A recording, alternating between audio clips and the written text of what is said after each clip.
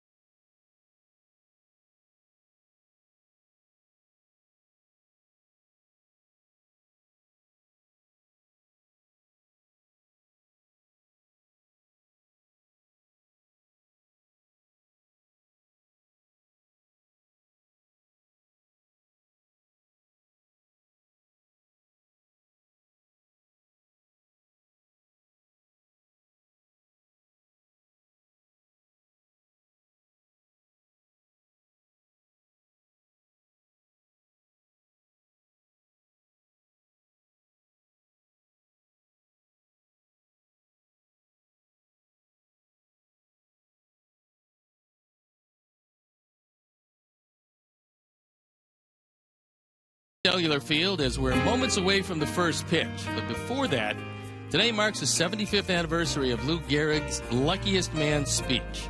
Major League Baseball and its 30 ball clubs are joining forces with ALS organizations to raise awareness for the disease, otherwise known as Lou Gehrig's disease. With the help of first basemen around the majors, including our Jose Abreu, here's a look at one of the most iconic speeches in American history.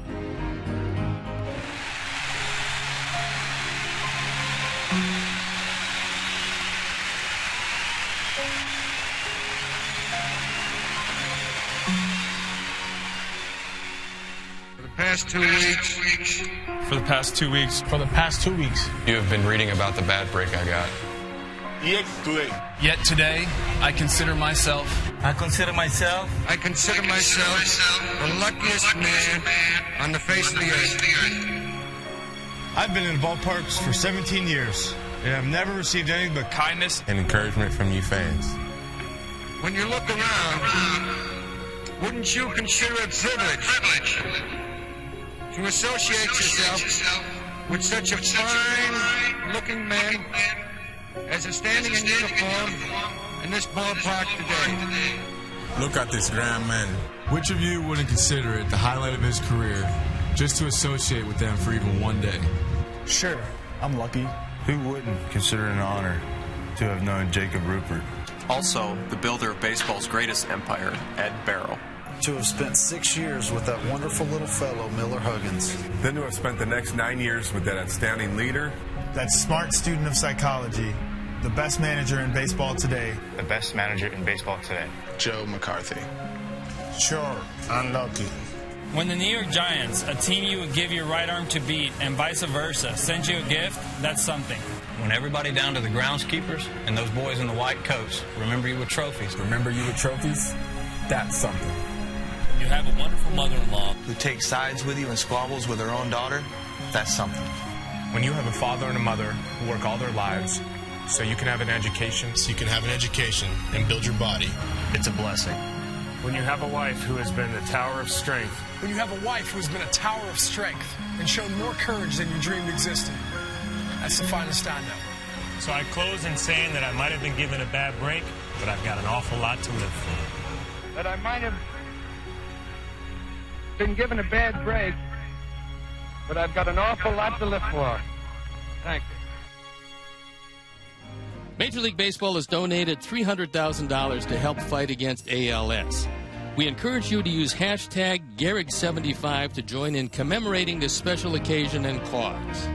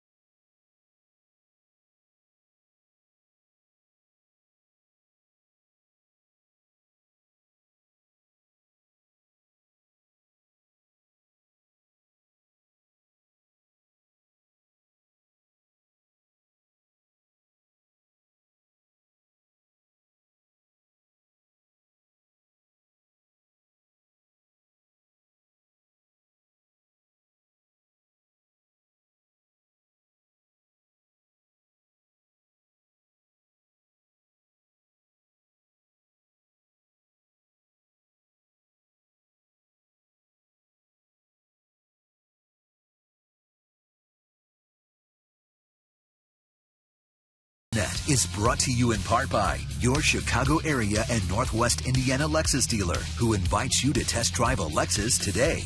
Blue Cross and Blue Shield of Illinois, through it all.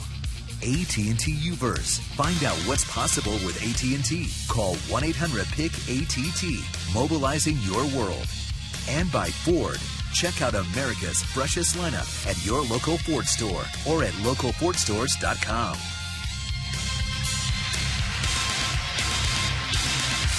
Welcome back to beautiful U.S. Cellular Field. Happy Independence Day to all of you. It's absolutely a gorgeous day at the ballpark. 70 degrees, hardly a cloud in the sky, and a beautiful day for baseball on one of the signposts of the baseball season. And coming into play today, Seattle, 5 games in back of Oakland, a game and a half in back of Los Angeles as they battle in the West. And they will be buyers at the trade deadline. Our Sox at 40-46, 10 games in back of Detroit.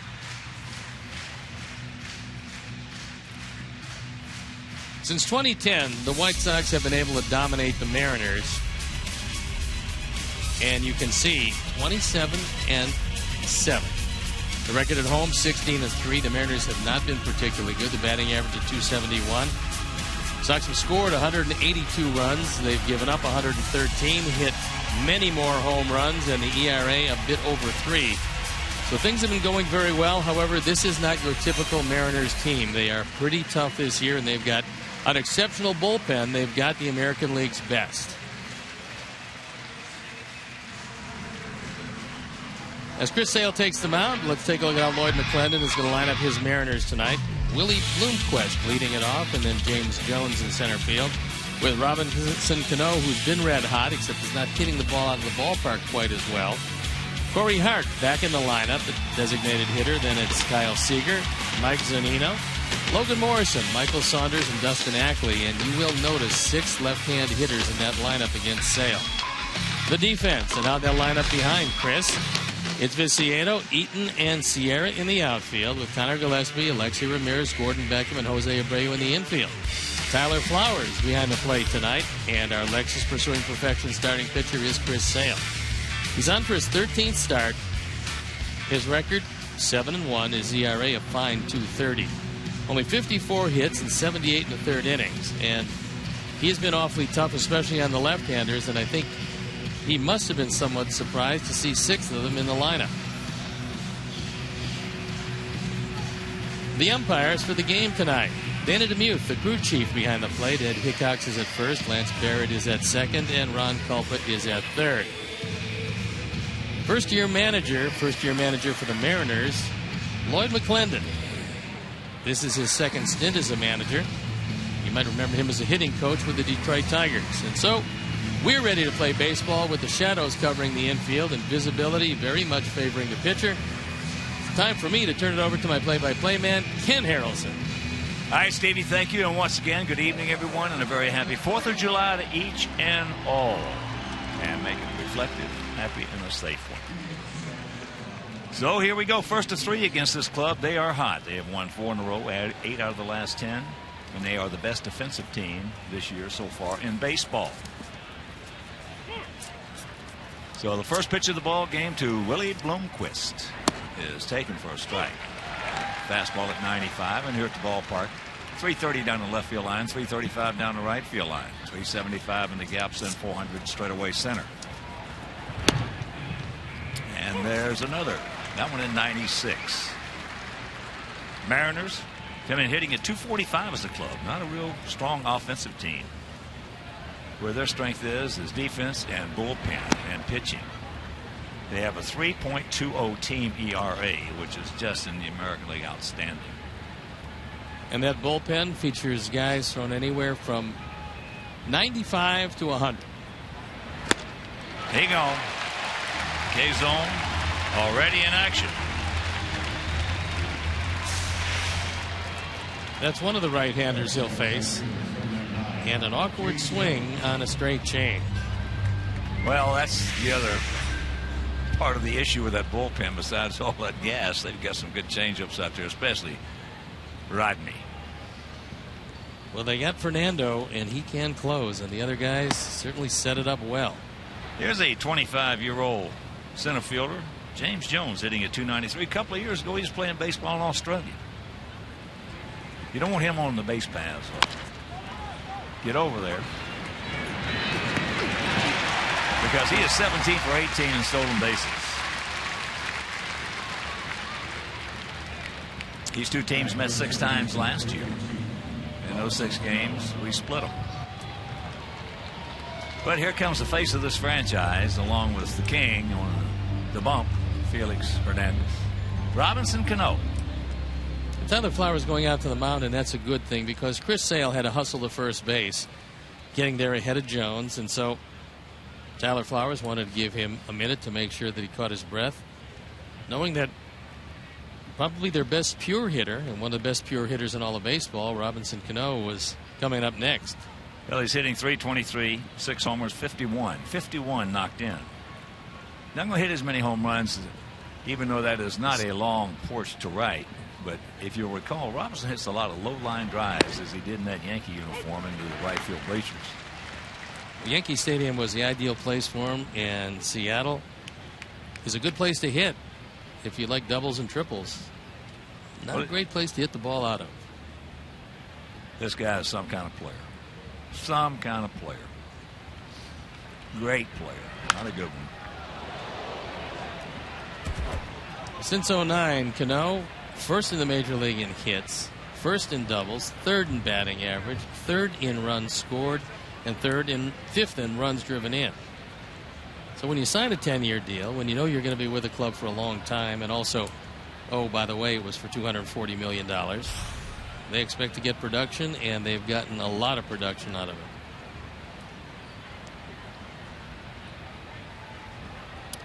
Somebody was hit with that vicious line drive, and Cano backed out looking over there, as did Chris Sale.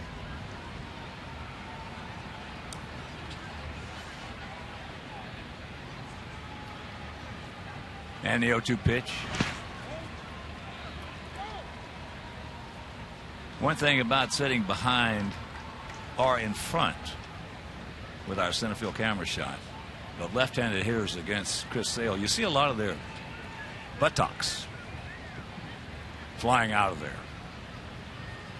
And hard. He's one of the tougher left-handers for you to keep that buttocks in there. Forrest would say buttocks. Yes. To flying.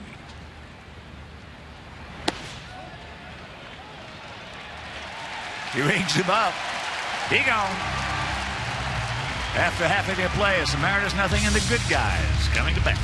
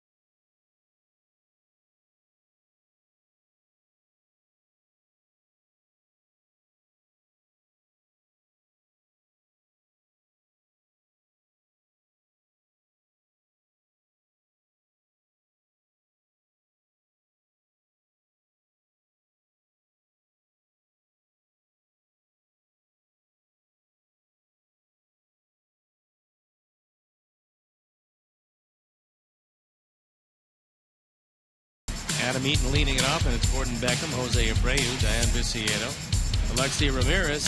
Paul Konerko's done a great job against the Mariners over the course of his career. Connor Gillespie, Moises Sierra, and Tyler Flowers rounding it out. The defense and how they will line up behind Roenis, Elias. It's Ackley, Jones, and Saunders in the outfield with Seager, Bloomquist, Cano, and Morrison in the infield. Mike Zunino behind the plate. And the aforementioned Elias on the hill. 18th start of the year. He's 7-6. ERA just under 4. 87 strikeouts and 104 2/3. He does have a very good curveball. And if he gets it over the plate, he can be tough. The changeup is a work in progress, and he can get it up there 93, 94 miles an hour. And before we show you our picks to click, you at home select yours as Adam Eaton takes ball 1.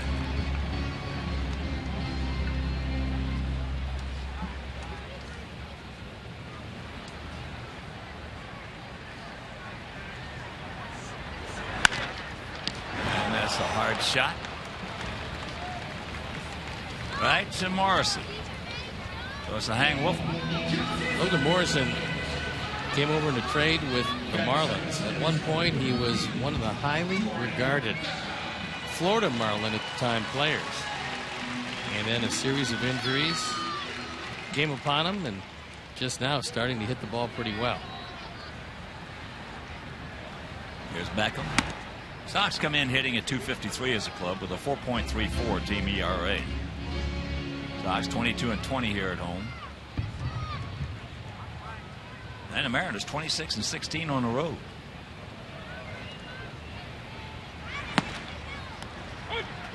There's a strike at 92.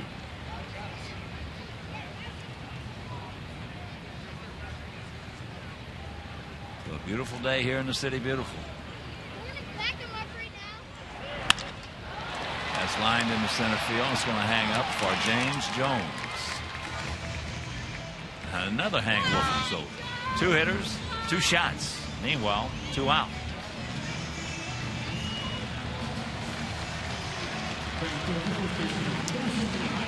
And here comes Abreu on a 17-game hitting streak.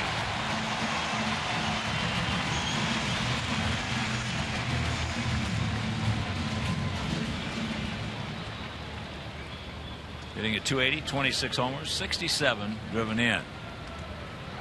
We got a shift on for him as he takes strike 1. Cano playing right in the arm slot of Elias.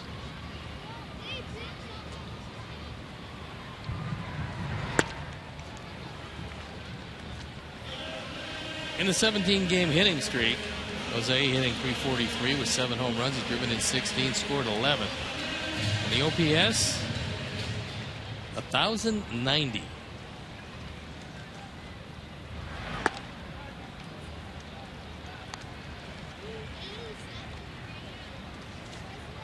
Elias's curveball is a dandy. And if he gets it close, it's sharp and late breaking. Tries to heat him up with that 94 inside. If Elias has his choice, most of his curveballs will go down and into the right-hander. He doesn't yet throw the backdoor curveball, and here's another one. Let's see where the location is. Just got a piece of it.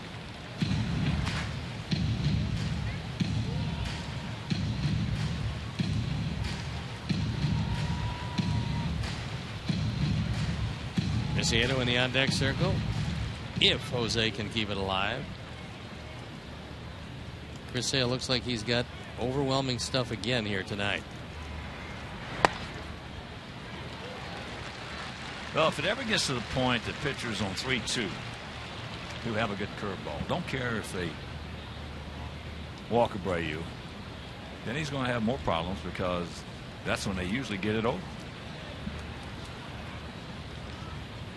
Well, here's the hook. Let's see if he gets it over.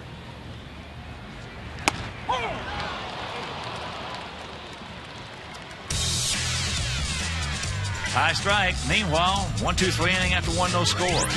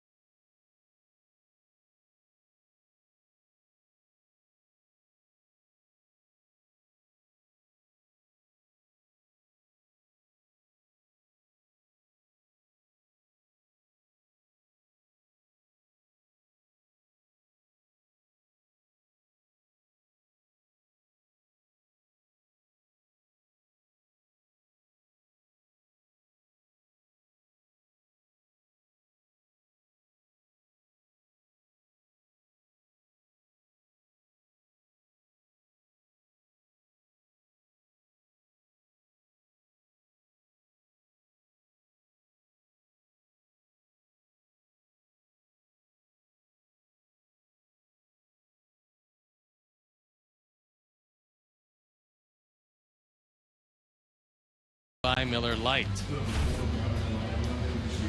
And Opa, Sox fans, you can come to the ballpark decked out in white and blue, Greek flags, or even traditional Greek costumes for Greek Heritage Night on Tuesday, July 22nd. Now, our Sox are offering specially priced tickets to everyone with Greek Heritage, their family and friends, and tickets start at just $10 for lower level seats. So to purchase, visit whitesox.com/GHN. This is a guy the Mariners really have to have hitting. The reason is, last 3 years with the Brewers, he averaged 29 home runs and 87 driven in. And he balances their lineup.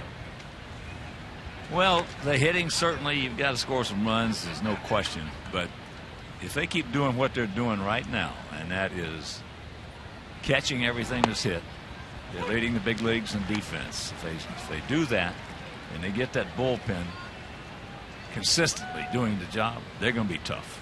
They're really going to be tough. And then the hitting just becomes a bonus. But Corey, 5 homers, 17 RBIs. Lifetime .276 hitter with 154 home runs. He had major surgery on both knees last year. And the Mariners took a chance on him. That he would come back and be healthy. That's over the course of his career. He has pretty big power to right center field when he's right. Well, he's hit some long home runs to right center. Yeah, he did. He gone. He knew it. One out. K-zone. Now, very happy. That's the third strikeout already for Sale.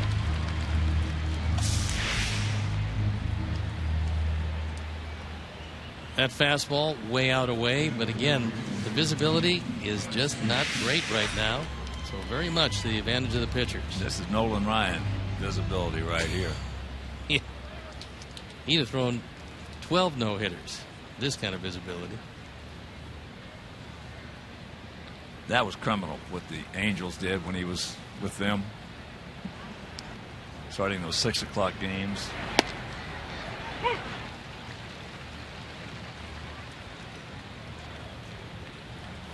Not fair. Seager, tough out. He's the battler up there. He give you some good at bats. He's hitting .283, 13 homers, and 59 knocked in. Well, that was Lloyd McClendon's advice to his team, knowing that he'd be starting more left-handers than probably any team has ever started against Chris Sale. Just have some tough at-bats.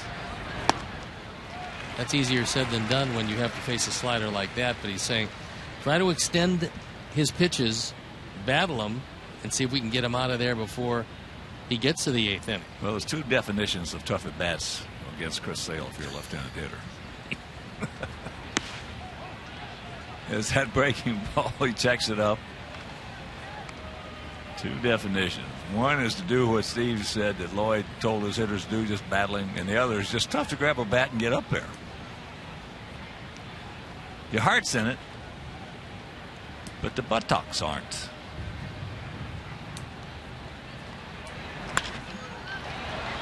There's a good at bat. He's a battler. This guy is a good player. Now he's on his way to second base. He gone. Beautiful peg. Beautiful peg by Tank. Yes.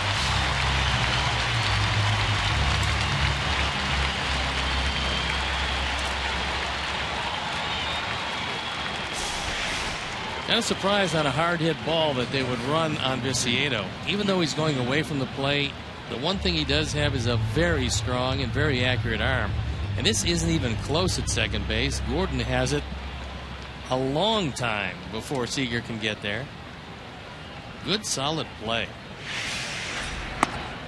As Zunino.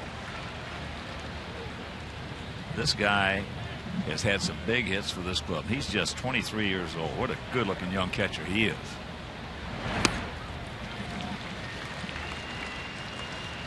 Mike Zunino. Well, he's got big power. And when I asked Lloyd about him, he said he can really catch it and throw it very well. They're ecstatic with his progress. Gotta be. That ball, sharp one. Hopper sucked up. Nice play. Good defense here. That's what you like to see right there. A beautiful peg. A good play at second. And after an inning and a half, no score.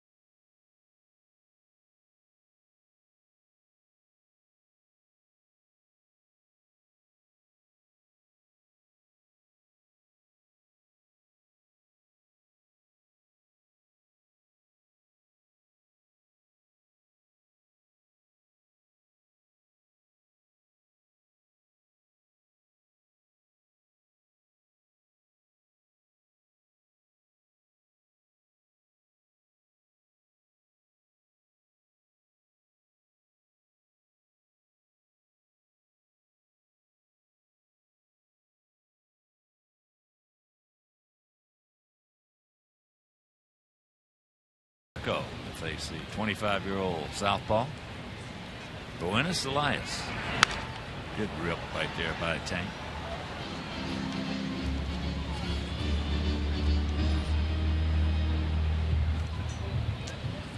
Tank hitting at .242, 9 homers, 29 knocked in.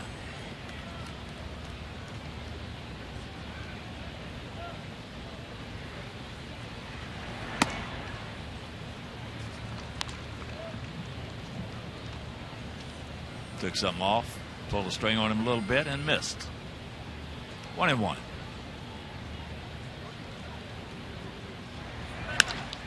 And there's a base hit. That's a nice approach right there. Beat those left-handers to right field. If you're a right-handed hitter, especially a strong right-handed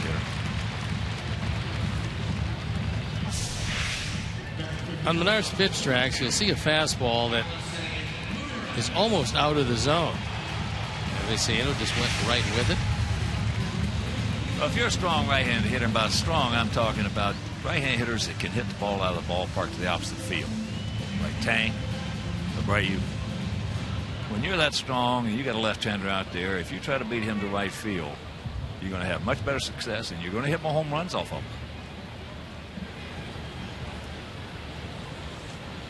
Alexei at .294, 8 homers, 41 driven in. And there's a base hit into left field. So 2 on, nobody out. A nice way to start at the bottom of the second.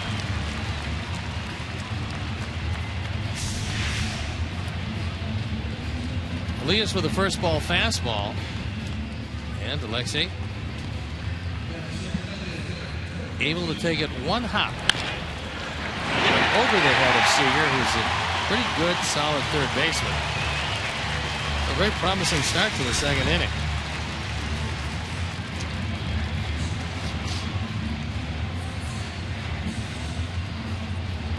Ollie at .294, 8 homers and 41 driven in.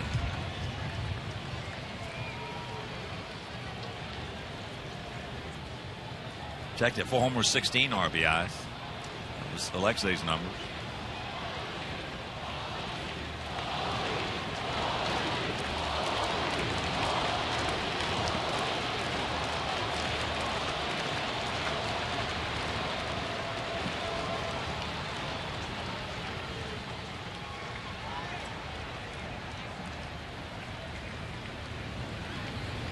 Outfield slightly to the left, gap out there in right center.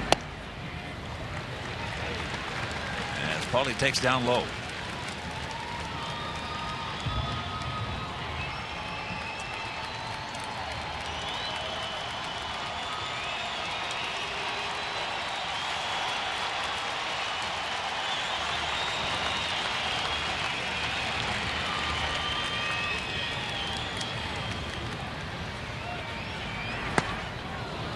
Pulled the string on him. 2 straight changes in a row, and the second one a little lower than the first.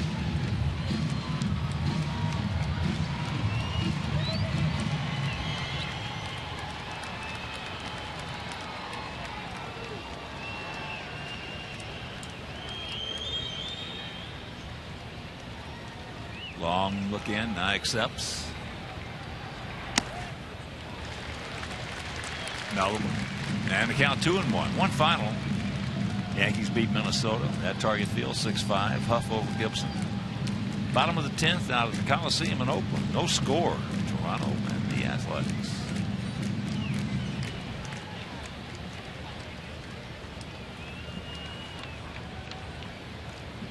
And Arthur kicking up some more. They postponed the game in Boston once again against Baltimore. High pop up. Infield fly rule. And Paulie's out. So with one down here, let's check out our pitch to play. Jim Angio, our director and the crew, went with Alexei. He's going with Paulie and all our men and women in uniform around the world who wear that uniform in protection of our great country on Independence Day. We're going to go with Adam Eaton.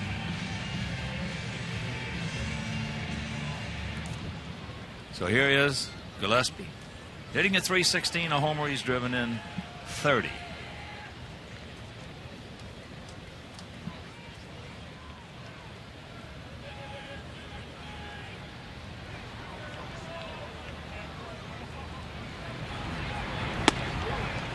Breaking ball strike.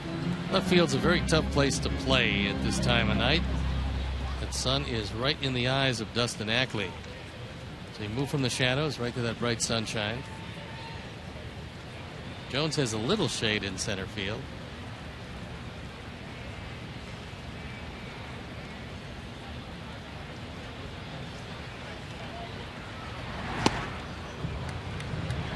Another breaking ball and the count 0-2. Well, outfielders who have experience, actually normally an infielder, second baseman. You learn over the years, and it's just not something that is overnight. You learn how to get an angle on the sun.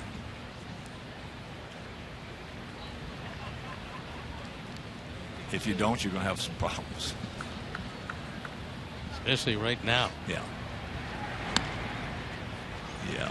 But Ackley moved to the outfield and then probably might have noticed the 10-year, $240 million contract that Robinson Cano got.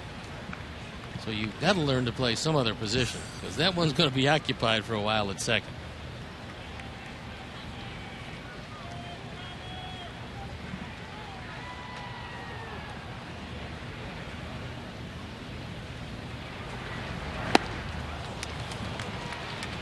Two down. So that'll bring up Moises Sierra. Moises with a couple of homers, 7 knocked in. Yeah, Mariners probably won't be drafting any second baseman for a couple of years. No, he's gonna hold down that spot for a bit. Maybe eventually, 6-7 years down the road, move to the DH, but it'll take a while.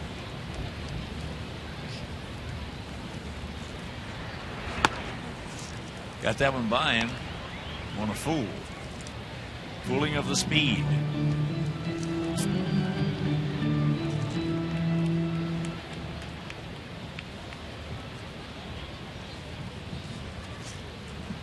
Pretty good pitch to hit a high straight change, and just could not sync it up.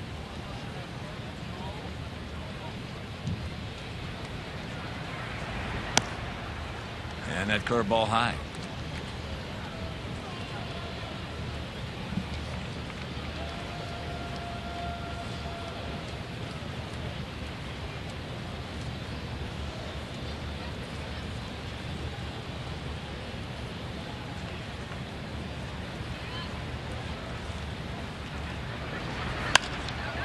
That ball hit high and deep, but not deep enough. On the edge of the track, Saunders makes the catch. And that'll return the side. So we get the first 2 men aboard with base hits, can't do anything with it, and after 2, no score.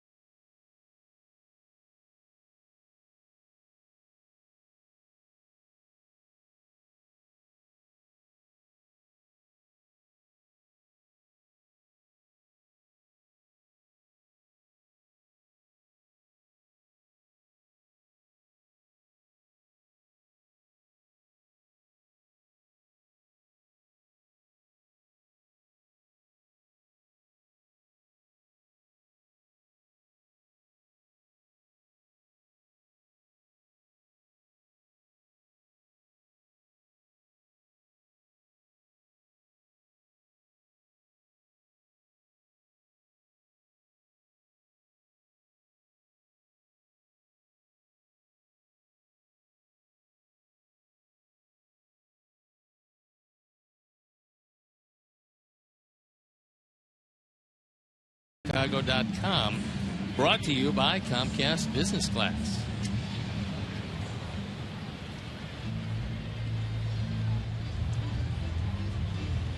Morrison, Saunders, and Ackley here in the top of the third inning.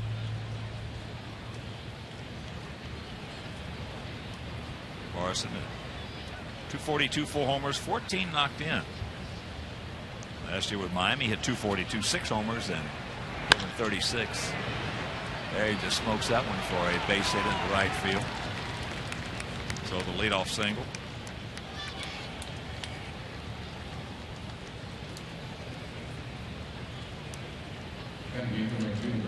And that'll bring up Michael Saunders.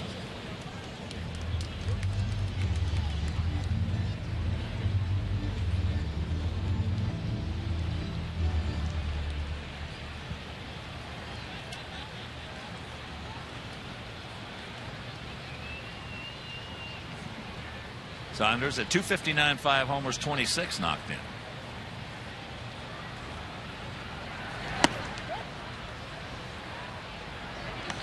Not a bad idea. He has bunted before and trying to lay it down. Worst case scenario. Well, the better the pitcher, the quicker you want to try to put a point on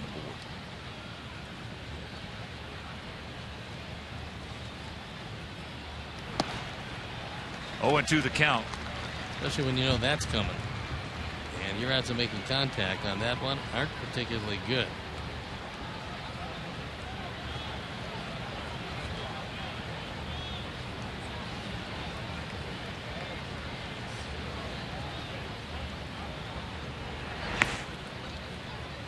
Good shift right there.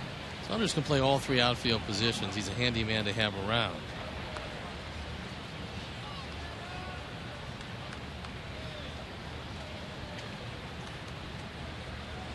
Played his entire career with the Seattle Mariners organization.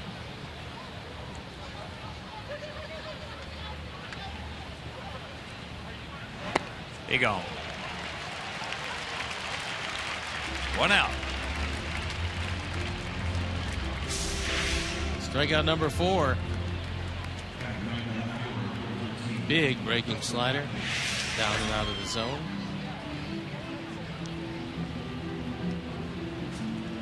So here's Dustin Ackley hitting at 231, 4 homers.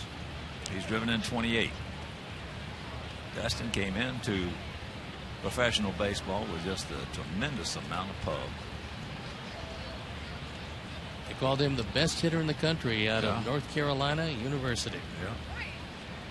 He and Kyle Seager.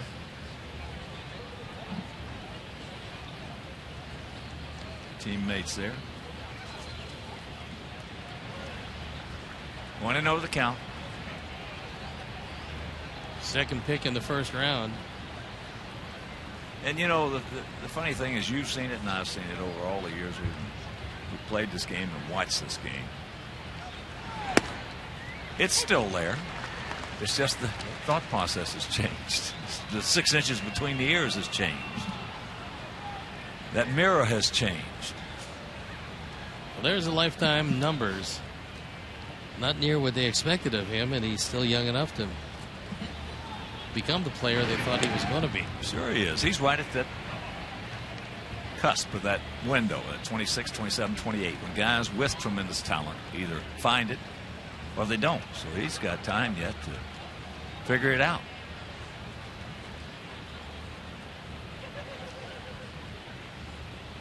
You just don't do the things. Well, look at our guy, our manager, Robert Ventura. Still has records at Oklahoma State and still has collegiate records. And when he first came up, he was not a good third baseman and he was not a good hitter. Now, was he a good hitter physically? Yes. But the mirror changed. After he had played a few games, all of a sudden he goes 0 for 41. He's the only player I've ever seen, rookie I've ever seen come in, and at the very outset of his career, play a few games, and all of a sudden go 0 for 41 and grow in stature to his teammates, the way he handled himself.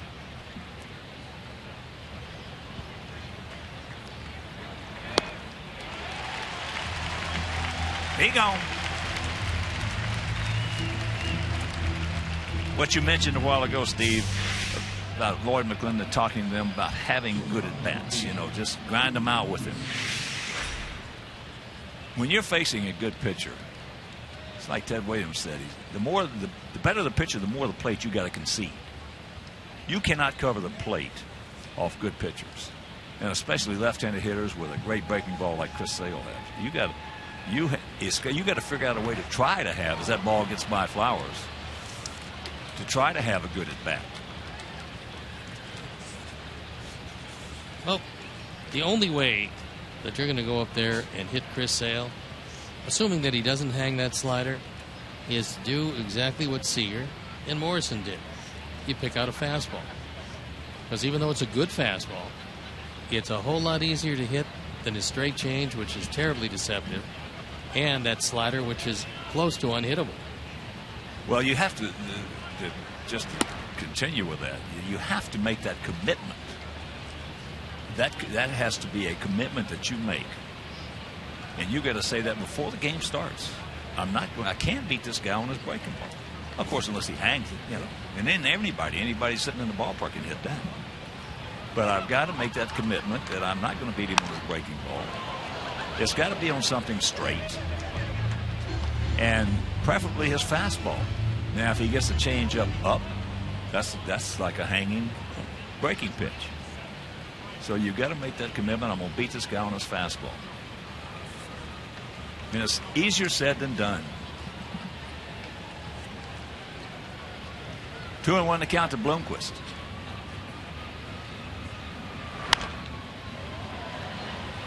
But if he goes up there, if you go up to that plate off Chris and you're a left-hand hitter, and he strikes you out on a couple of breaking balls or just one with 2 strikes, you got to be ready to accept that, so it doesn't get you down. You got to be able to say, okay, I'll get him next time, rather than have that mental chaos.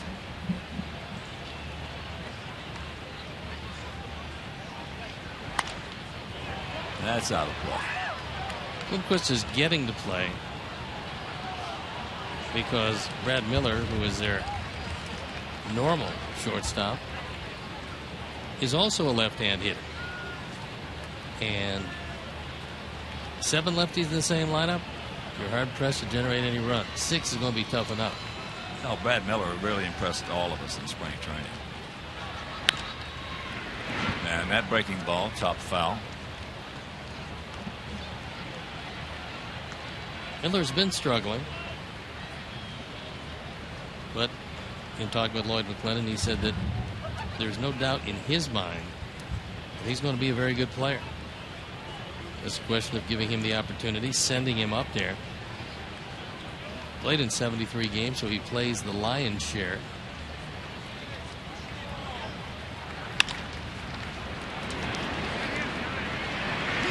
And he throws the speedy Bloomquist out. That'll retire the side. Go to the bottom of the third, still no score.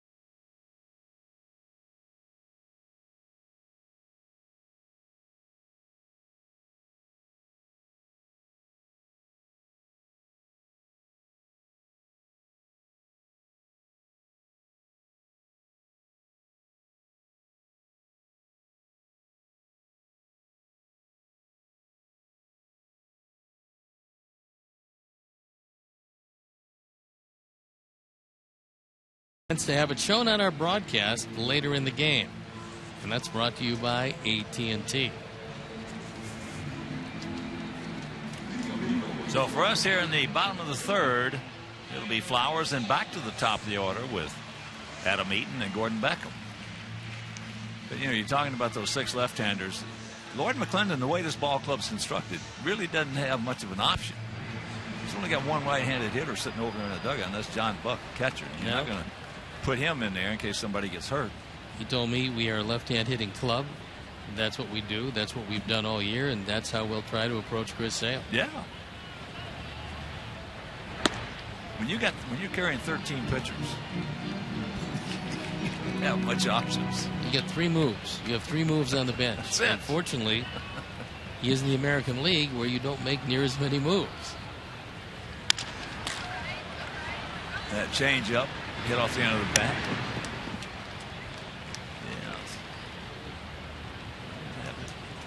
Yeah. Much flexibility. Lloyd was talking about protecting his bullpen with the extra pitcher. He realizes that with the arms they have and the league's best bullpen ERA, he can make it a very short game if he can get the lead. Well, I agree with that. I agree with that philosophy. In today's game, I agree with carrying 13 pitchers because the bullpen is the thing. That's the first priority a manager has to do in today's game. The way the culture is protect that bullpen, and you do it with your starters, or you do it with one guy out there who can eat some innings up for you when you have to eat a game. Gordon on deck, but Adam Eaton hit the ball very hard. So Logan Morrison at first.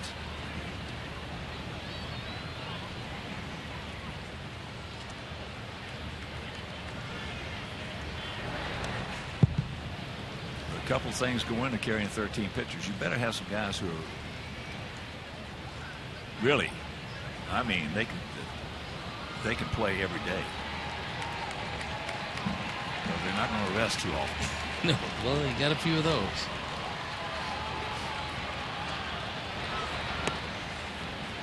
They also have an advantage in Seattle in that you're not going to get that blazing hot summer. You're not going to get worn down by the weather. And you've got a retractable dome on that ballpark in case you have inclement weather. And there is the first walk of the ball game. So good speed aboard. That'll bring up Beckham, who lined hard James Jones in center field.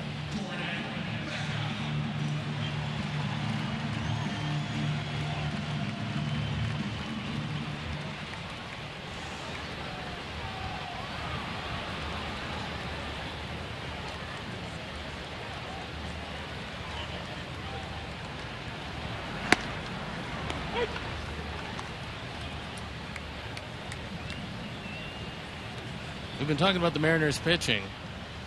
First in the American League overall ERA, first in bullpen ERA, and second in starters ERA.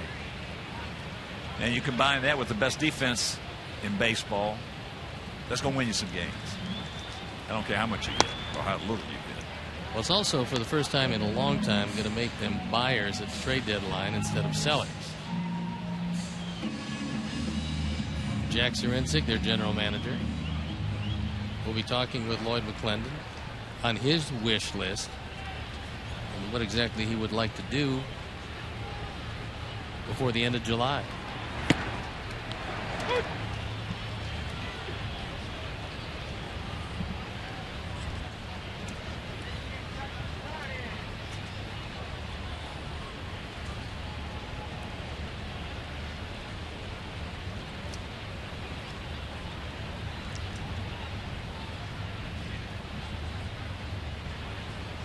There you go.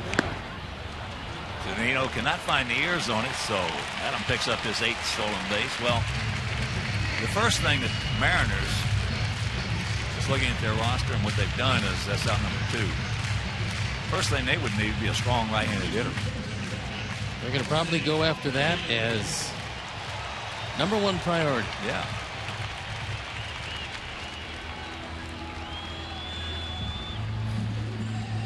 Abreu struck out, called out on a curveball his first at bat.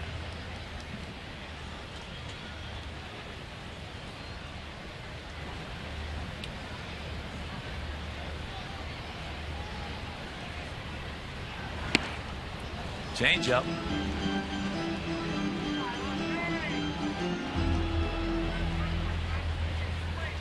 With runners in scoring position, Jose hitting close to 300.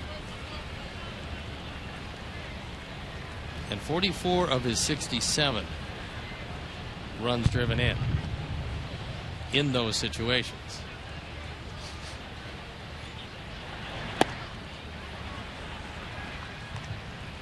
That changeup misses.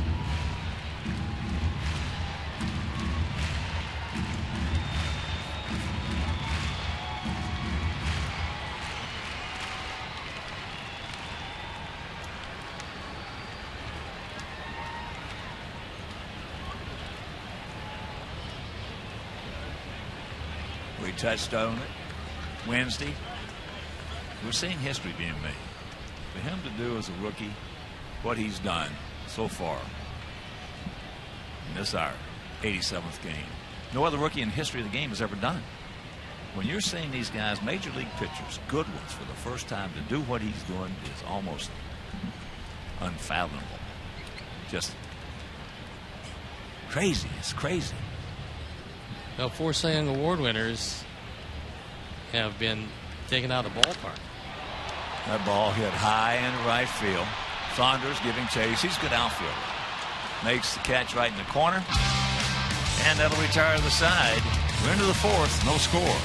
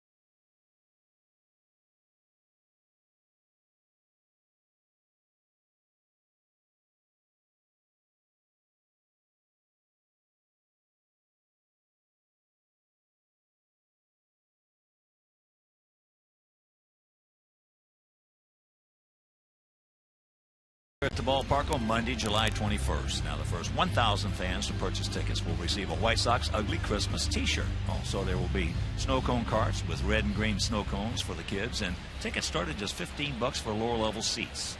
So to purchase, visit whitesox.com/Xmas.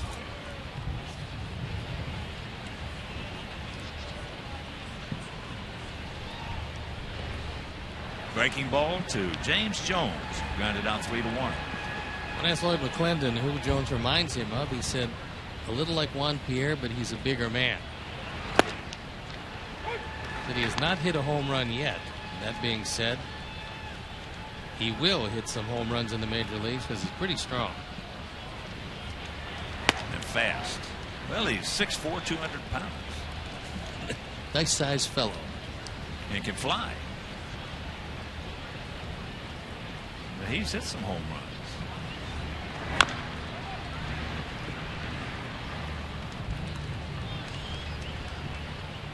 I read a nice article about the Mariners written by a good baseball writer, Bob Nightingale.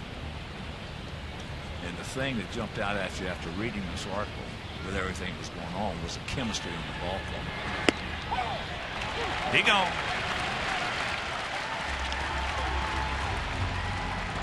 Six strikeouts now. Tazon happy. I asked Lloyd McClendon, who was the hitting coach for Jim Leyland for a long time, I said, what's the one thing that he taught you, among many, I'm sure, that you take with you going forward? And he said, to savor the moment every day. He said, don't get caught up in the minutia. He said, the game's going to take care of itself. He said, everybody knows when to call a bunt or a hit and run, and you can do all those things. He said, but there's a lot of guys who allow the pressure to get to them, and Jim Leyland told him, enjoy the game. Your career will go by much more quickly than you believe, and go out there and enjoy each and every day and the process. That ball hit into left center field. Yes! What a nice play by Adam Eaton. Got a great jump, going as hard as he could, and makes the catch. Wow! One of the great parts about this was he's running through sunshine and shadows at the same time before he's able to put it away. This ball is slicing away from him. He's able to get to it, secure it, and then make the catch. Well, what you were talking about, Lloyd, we touched on that as far as there as they strike to Corey Hart struck out his first trip. X's and O's in baseball don't mean anything. I mean, we got people sitting in these stands who can run a game, who can literally run a baseball game, as well as a lot of managers in the big league. No doubt. Managing is what we talked about, what Mike Scioscia does, is what Tony La Russa did, what Joe Madden does. They get into the heads of the players. That ball hit deep into right center field. Moises is there right at the edge of the track, so a couple of shots. Meanwhile, a 1-2-3 inning, and after 3.5, still no score.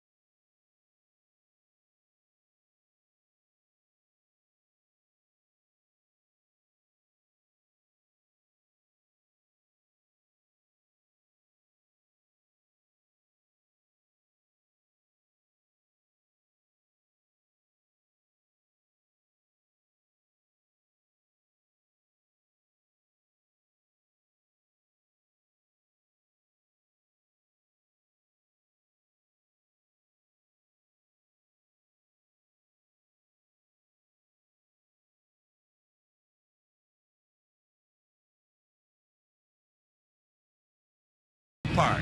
Annual tickets are all inclusive. With purchase, you will receive a game ticket and can enjoy all-you-can-eat buffet catered by Baseball Buffet, as well as wine and Miller and Pepsi beverages.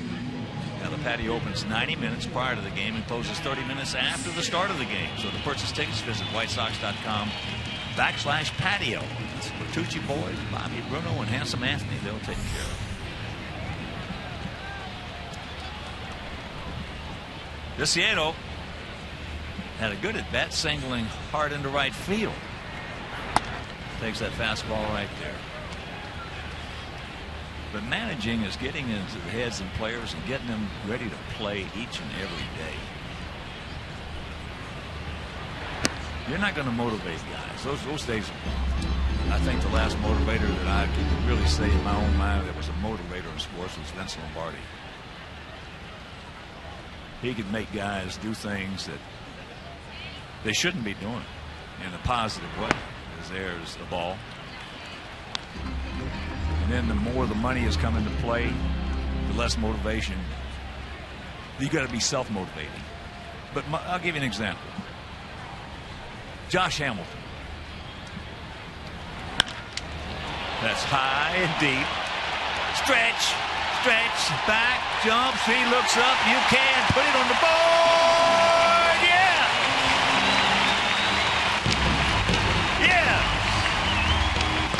Number 10 for Tank, and it's 1-0.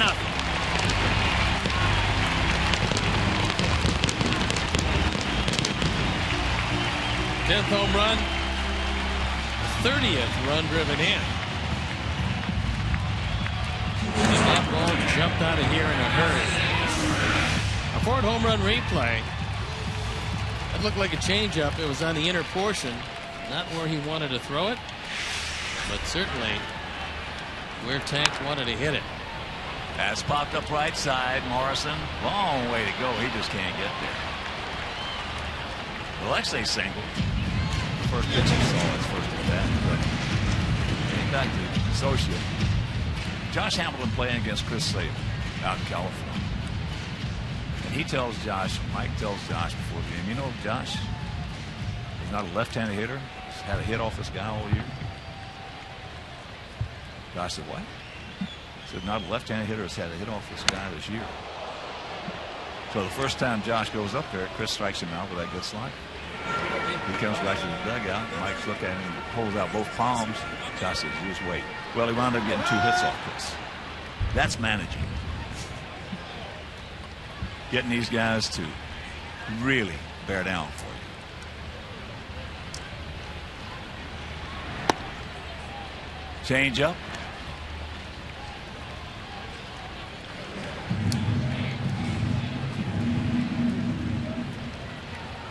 Cieto's hit the ball hard twice. Had 2 of the 3 hits. And is responsible for the 1 run of the ball game. And with that home run by Tank, the Alex Nelius family will lock horns and team up with White Sox Charities in loving memory of Ursula.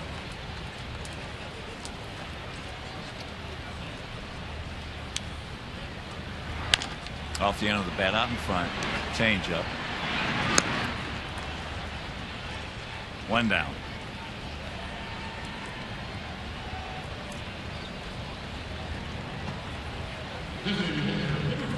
What I always felt was very important with managers, especially we've seen it this year. We've seen so many injuries. We've seen so many backup players having to play.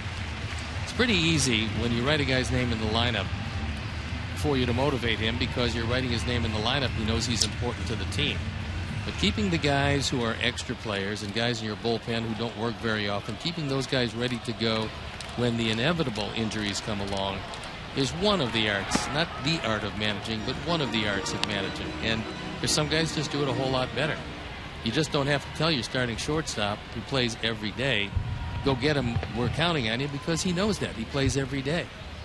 But the guy who will take over for your shortstop, if your shortstop ever gets hurt, he's got to be ready to go when the guy does get hurt. And good managers will make sure that he tells that player, we appreciate what you're doing. I know we're not getting you the amount of bats we can get you. I know you're not playing as much. But we're going to need you. It's a long season. And when I do need you, I need you ready. So come to the ballpark, work hard every day, and don't worry. I'll go talk at the end of the year. If you don't get in quite as much, we'll talk at the end of the year and we'll get you a little something extra. Yes, there's a curveball. That's only 2 out, Mike. He's apparently where Mike played most of last year, they played only 2 outs. Well, he's just happy. He's going to hit next inning. He wants to get that bat in his hands. He's going to hear about that, I believe. He's hearing about it now from Dana DeMuth and probably from his teammates. Well, hey, he's only 23 years old. Give him a break. Cut him some slack. Here is Gillespie.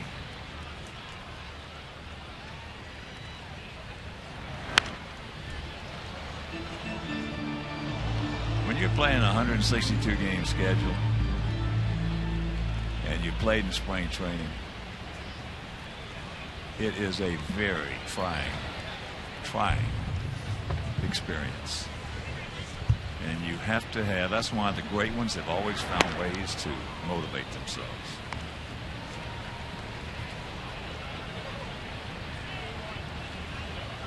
Different ways, different methods. There's some managers, as you were talking about there's some managers that go the other way. The majority of them go the way you're talking about, taking care of the guys who are sitting on the bench. The other managers, I play for Cut, wouldn't even talk to a guy on the bench. The only people he talked to were the guys who played every day. And the reason he did that was for a reason. He wanted those guys to get so upset with him that they go out there and bust their butts each and every day. That was his way of motivating them.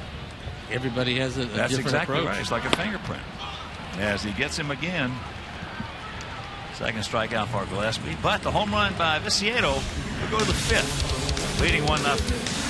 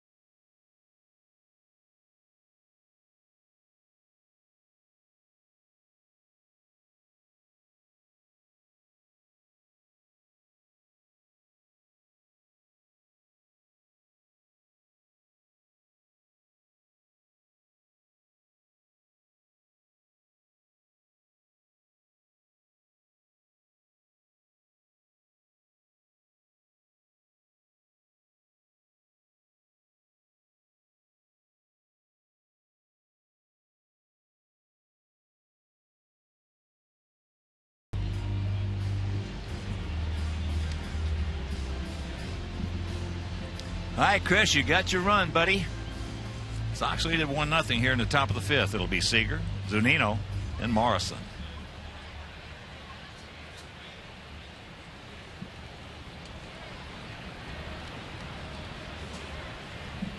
Seager lined a single in the left field and then tried to stretch it into double. Tank went over, going away from second base, got the ball, picked it up and threw a strike to Beckham, and they nailed it. This guy's fun to watch right here.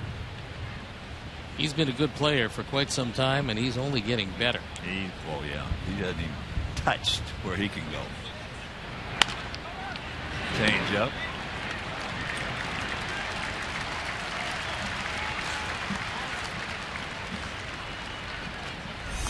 Sox fans, join us for Noche Tropical.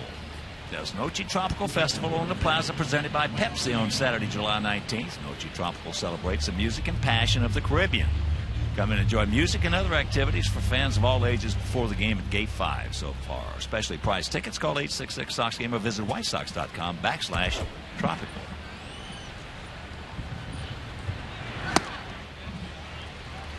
Zunino hit the ball hard, and Beckham made a good play on him. He was a first-round pick, the third player picked overall in 2012. So he got here pretty quickly, and he's shown that he's got some talent. He's shown it was a good pick. They scouted him well. You can find a catcher who can give you some offense and catch it and throw it as he can. That change up popped up right side. Now Beckham.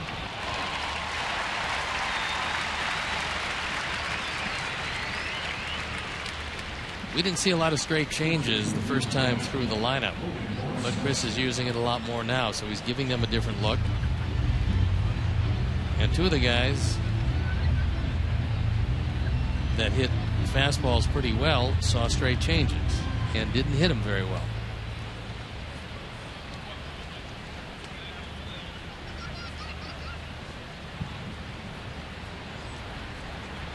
Morrison. That's off the end of the bat. That did not take long. A quick 1-2-3. We're halfway home, leading 1-0.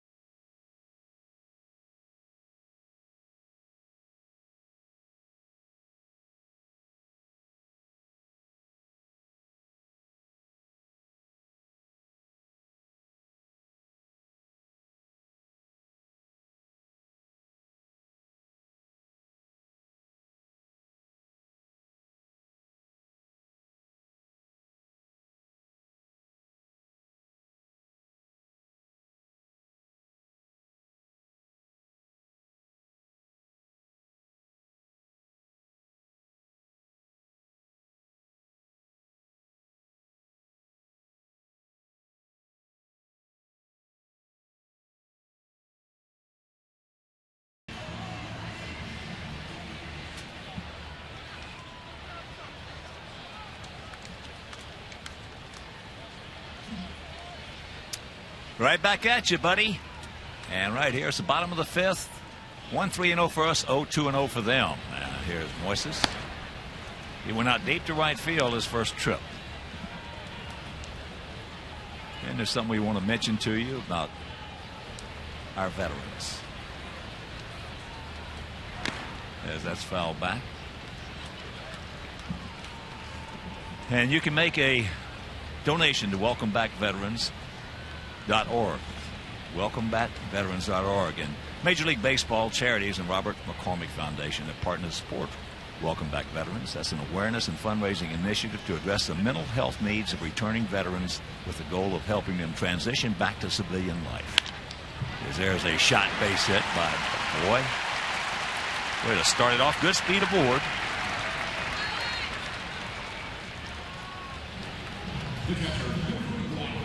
And since the inception of the initiative in 2008, more than $30 million has been donated to Welcome Back Veterans.org, including fundraising, sales, and auctions of licensed products. Very, very, very important donation to WelcomeBackVeterans.org would be appreciated. So here's Flowers. Takes first pitch, strike. Tyler grounded out to third. Got a final from the Coliseum. Oakland beat Toronto 1-0 in 12 innings.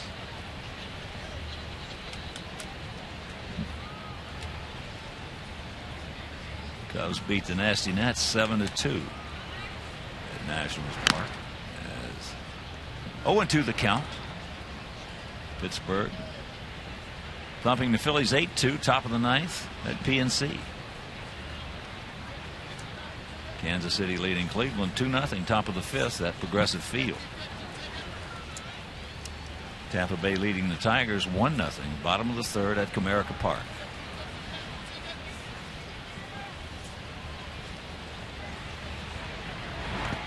That hit him. He just took one for the club right there. So 2 men aboard. Not a bad idea when you're not getting real good looks at a pitcher. And he decides with a couple of strikes to throw a breaking ball. Well, you just don't rush to get out of the way of it. Tyler didn't. And it's 2 on, nobody out. Tyler's a tough guy. Hard-working, tough guy. You're not going to be able to play that position every day in the major leagues unless you're really tough. No, you don't see very many soft catchers. You can see him briefly. As that is foul back.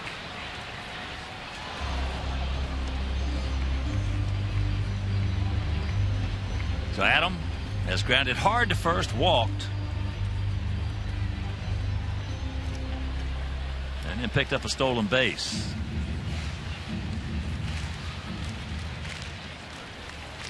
That's his 8th. 1st and 30 right here. Buenos Elias, 25-year-old out of Guantanamo.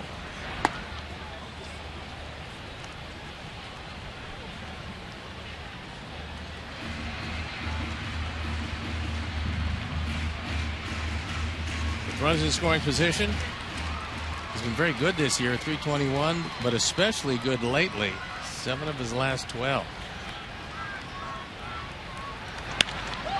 That curveball hit hard in the right field. He's not going to be able to get it. Taking a wave. He will score. And it's a 2-0 ball game on the double by Adam Eaton.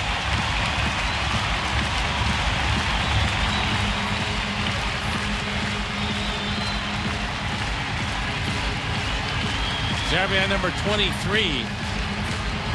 And it looked like they'd have had a shot at Sierra. This is a hanging curveball. It stayed right up in the eyes of Adam Eaton. Saunders did a good job of getting the baseball back in. And you see Sierra not knowing if he's going to make the catch or not, but he's given the go-ahead. It's going to take 2 good relays to get him. And the second is not a good relay as it gets by Zunino.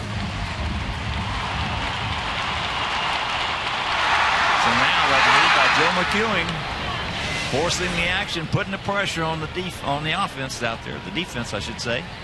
As here is Beckham. Sets up a 2nd and 3rd, nobody out situation. And that ball hit into left field. Tyler is tagging. After with the throw, he scores, and it's a 3-0 game.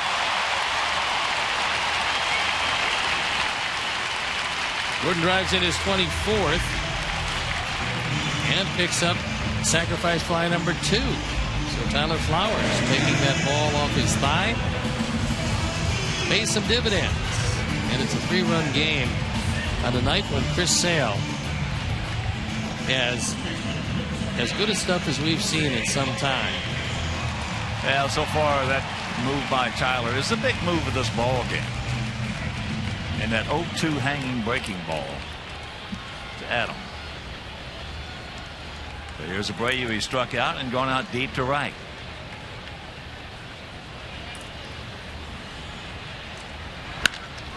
That ball hit hard into left center field. And that ball is out of here. You can't put it on the board. Yes. Just a line shot that did not come down. I don't know about El Cañon, but he is El Hombre. He's a man.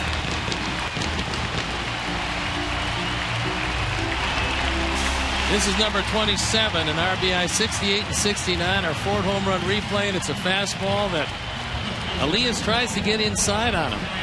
But you saw Abreu just bring his hands in and hit a line drive rocket. That ball stayed the same height all the way out of the ballpark. His carry is unbelievable. It never comes down. It's just unbelievable, his carry. 69 driven in. Wow. He's been the man. No question about that.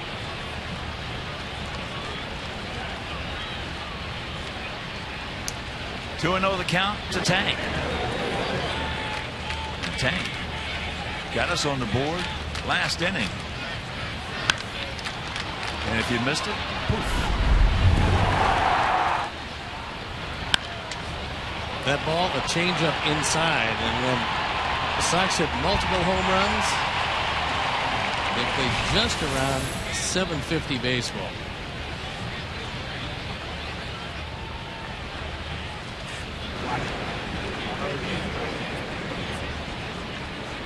Boy, that is ambushing somebody right there. That is a crooked number in a hurry, and a big play by Tyler Flowers. 0-2 the count. Breaking ball. And almost got hit in the cup with it.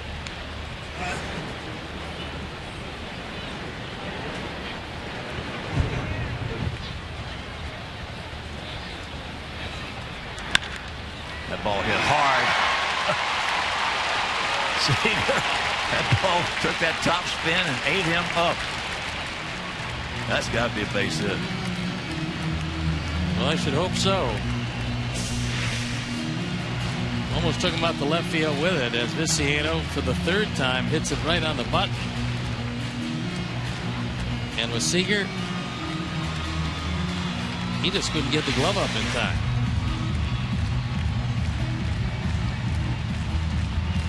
And so, kill a little time with Roenis Elias to regain his composure, because he has gotten shell-shocked. Rick Waite's going out there to do whatever he can to calm down his young left-hander. Well, Rick Waite was a crafty left-hander in his day. Good pitcher.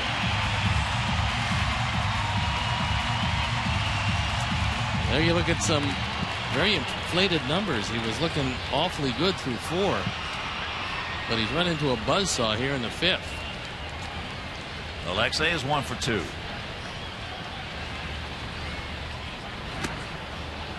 Takes that change up and can't hit it.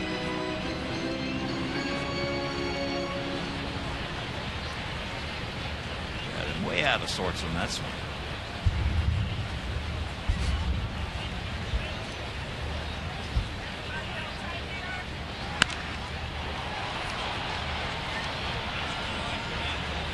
Souvenir left side. 0-2 the count.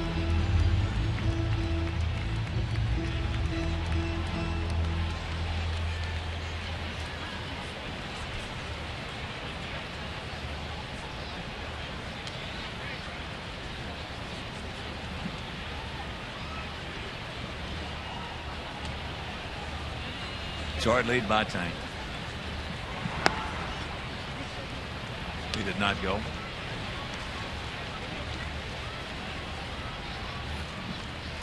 Roenis has that good curveball when he keeps it down.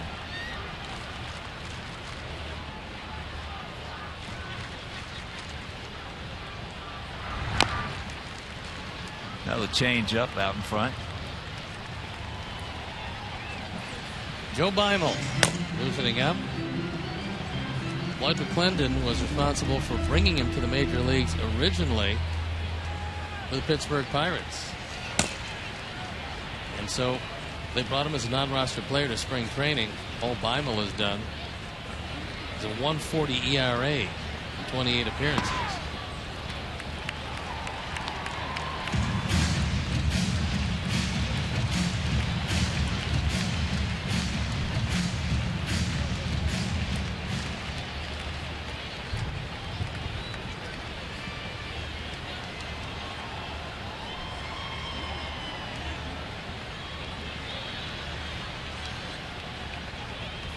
One out, one on. And the 2-2 pitch, no.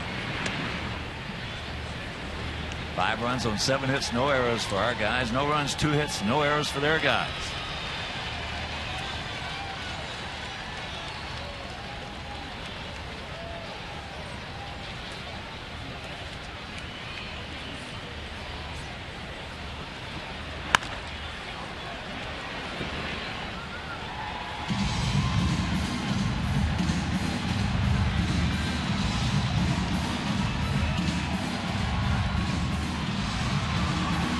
27 homers, 69 RBIs here on July 4th. You don't see that very often with veteran home run hitters, let alone rookies. That ball hit in the left field.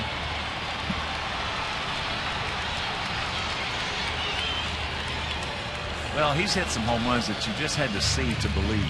They're hard to describe because you've never seen them hardly ever. I mean, that home run he hit in Oakland off to the side of the upper deck, I've never seen a ball leave a park quicker than that. And that home run he hit right there, I don't know if I've ever seen a low line drive stay low line drive as long as that one did. It just did not come down. That carry, it's like some of these golfers you see that swing easy and just absolutely carry it 310, 320.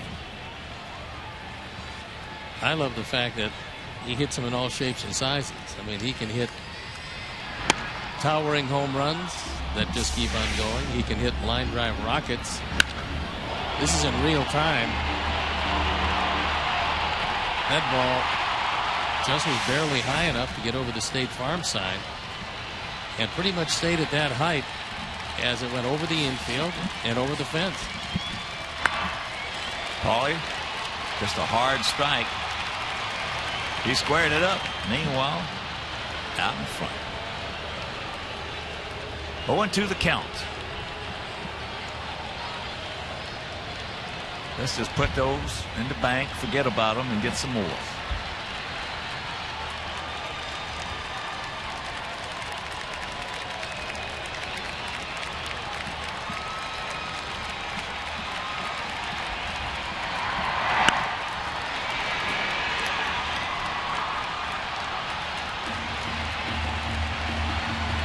First of a 3-game set. Good pitching matchup tomorrow. Make your plans to be with us here at the ballpark. Felix Hernandez against our Jose Quintana. Can't make it. That game will be over WGN then on Sunday in the finale of this series. And this homestand, Walker against Noesi, and that game right back here on Comcast Sportsnet. Change up, no. Big crowd on hand. Having some fun. The K-zone down there at Sale. With 6 strikeouts through his 5 innings. A couple of home runs. One by Viciato, another one by Abreu. Why not?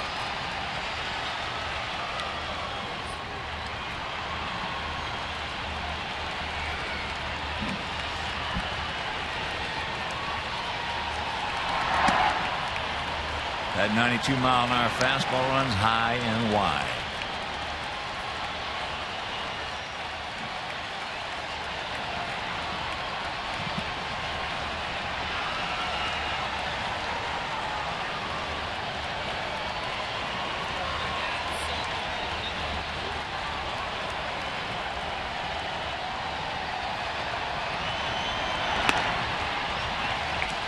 Full count to Paulie.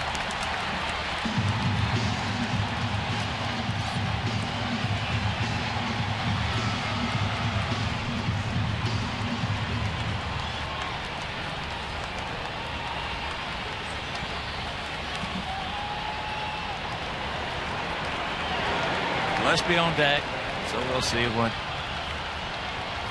Elias wants to do with Paulie on 3-2. Change up, got him, but a crooked number goes up on that board, and we'll go to the 6th leading 5-0.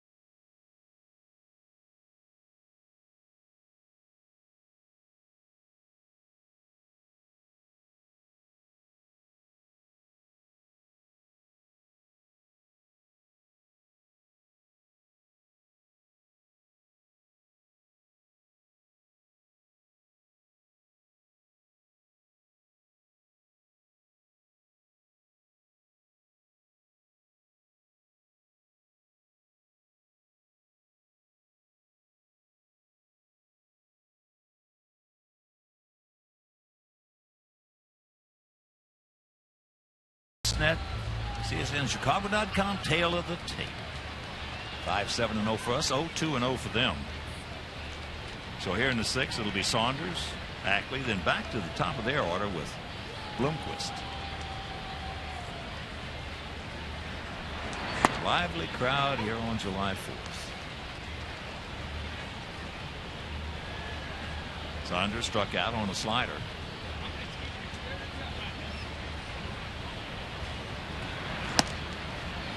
Best part about this July 4th, outside of the fact that it's 5-0, is the fact that you couldn't have ordered up any better weather. Especially off the end of the bat, base hit. Roker, so the leadoff single. Especially this time of year, 68 degrees, most unusual for Chicago.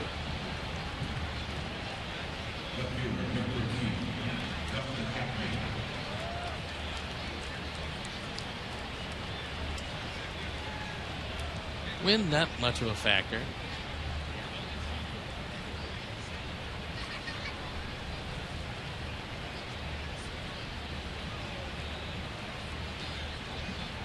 Ackley struck out on the slider his first trip as he takes fastball strikes. The second time this year that he has had a 5-run lead going into the 6th. Back on June 18th, he had a 7-2 lead over the Giants. He doesn't have many of them.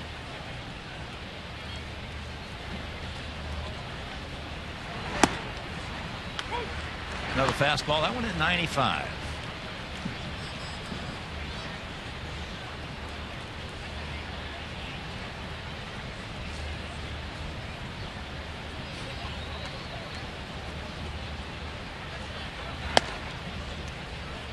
One and two.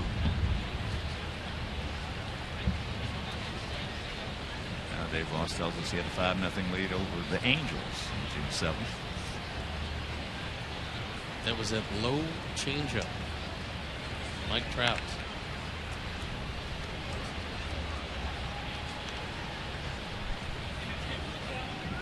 That ball left the yard, tied it. All right.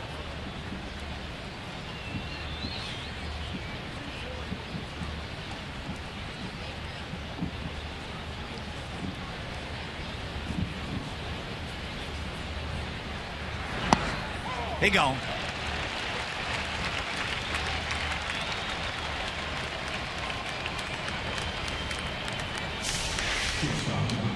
Ackley takes a low fastball. And as you can see, it gets a piece of the zone. Good call by Dana DeMuth. He's a strikeout victim for the second time. 7 of them for Chris. And with 1 on 1 out here is Bloomquist, who struck out, and he also is grounded to Alexei.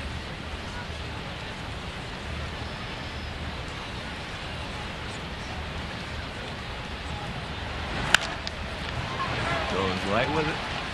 That fastball. So for the first time in this ball game, they have 2 hits in an inning. Willie's been around a long time because he can play all different positions. He is a pretty good fastball hitter. Hit .302 in 2012 with the Diamondbacks. Originally came up with his Seattle Mariner club. Eventually going to Kansas City, Cincinnati, Arizona. Now back with the Mariners. And here's Jones, grounded out 3-1 and also struck out as he cannot get that slider.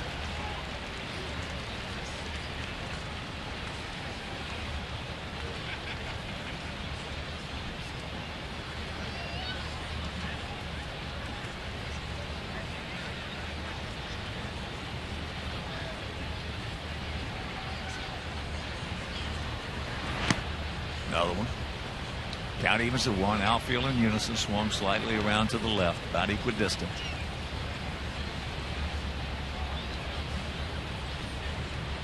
Jones hitting at .293 coming in with 17 stolen bases and 18 attempts. There's a strike with a breaking pitch and the count 1-2.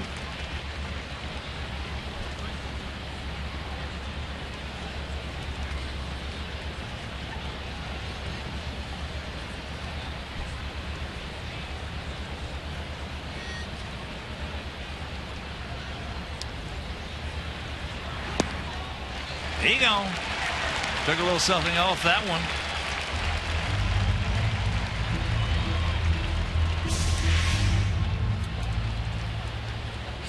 But here comes the man for the Mariners. He's going to send Tyler Flowers out to the mound to talk with him. And last time up, Robinson Cano sliced one away from Adam Eaton.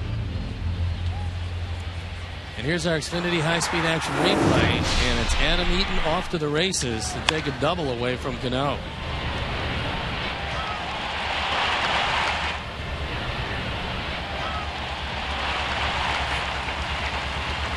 You can see him catch it and then secure it in the glove before he hits the ground, because in this game the ground can cause a fumble. He's 0 for 2. Struck out on a check swing his first trip. Takes that fastball right there at 96.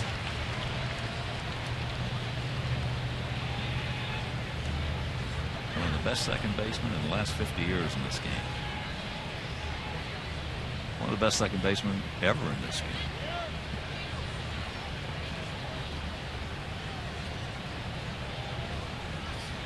Terrific at turning a double play. Has 210 career homers. And on and on and on.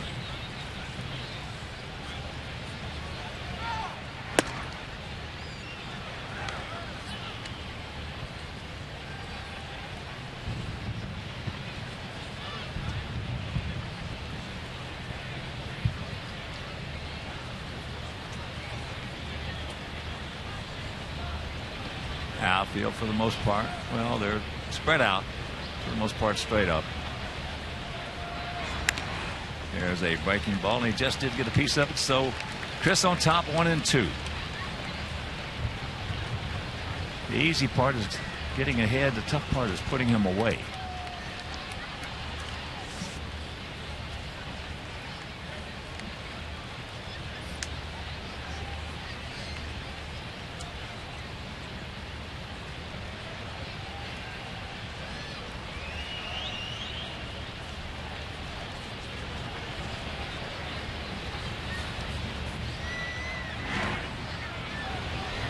Ball gets away, so both runners will advance. Couple wild pitches for Chris Sale tonight.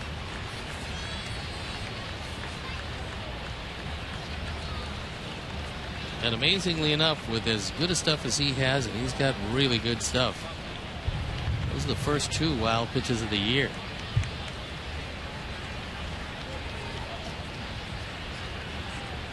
And I'll also show you that Tyler and Nieto have done a good job behind the plate for him.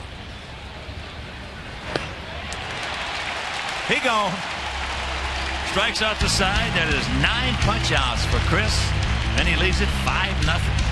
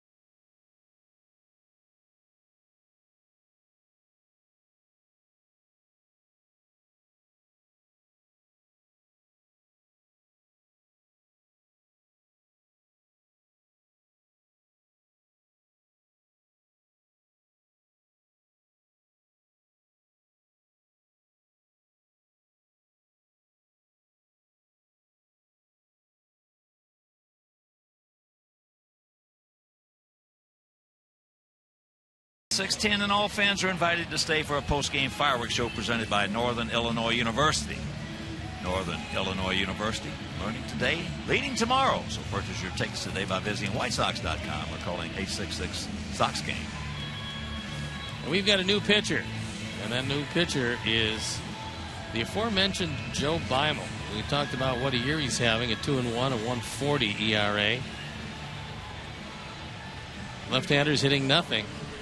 159 against him, and he was an invite to spring training, a non-roster player who fought his way onto the ball club.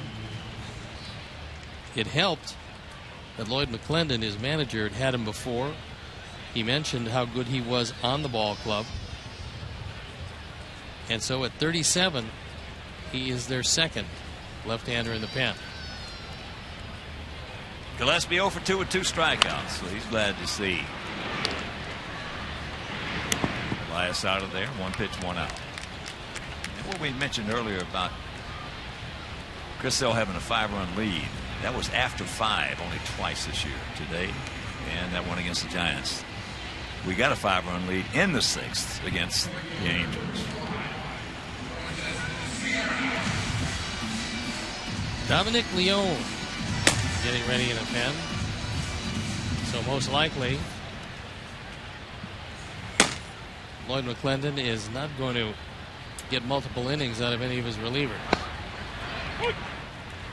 Here is Moises. He started off that 4-run 5th with a single.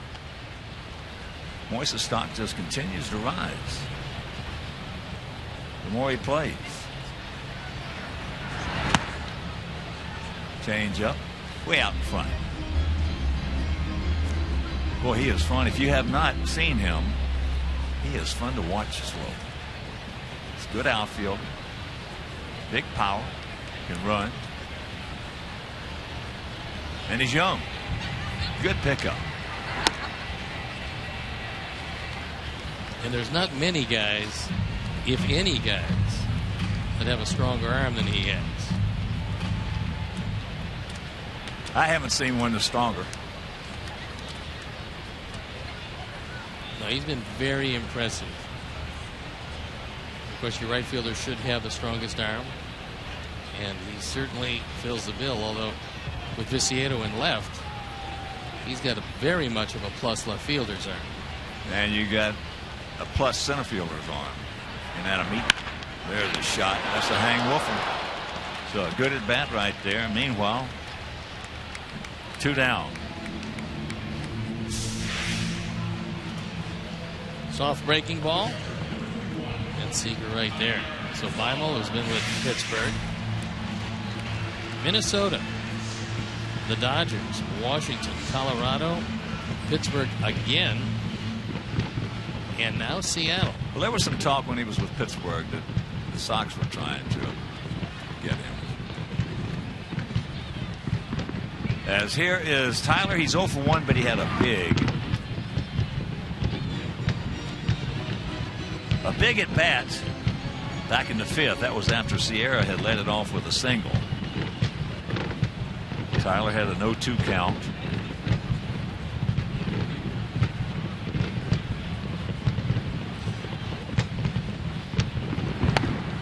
And here's that hit by pitch that could have changed the whole inning. He does not exactly kill himself to get out of the way of it, and then the double, sacrifice fly, a 2-run homer, and before you know it, 4 runs up there. 2-1. Beimel had his best 3 years consecutively with the Dodgers. 2.96 ERA, 3.38 and 2.02 in 62, 83 and 71 appearances. That was 2006 through 2008. Those are impressive years.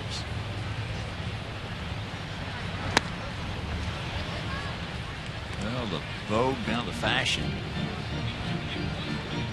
Long hair and facial hair. People really pleased with that, the clubhouse guys. There's a lot of substantial beards. Substantial savings on the shaving cream and razor blades.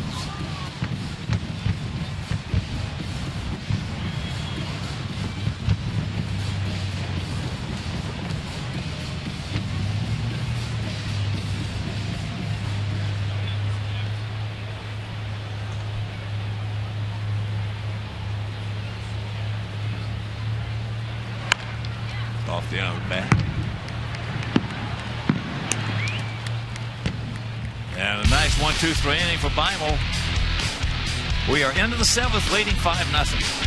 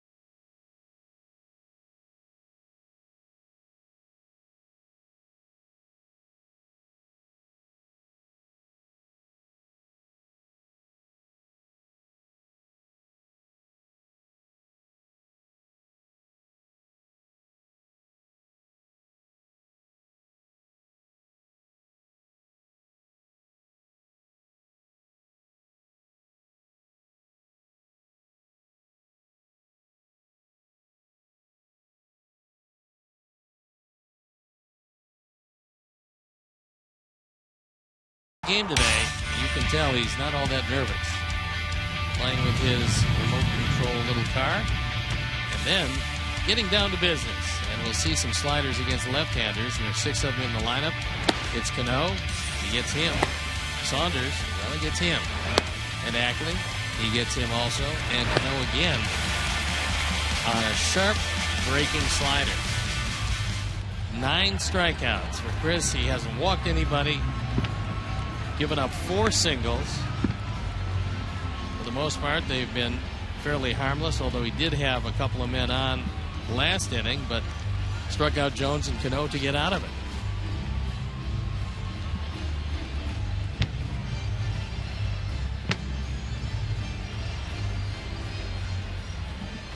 Nice crowd, as you can see on hand, on a beautiful day here in the city. Beautiful.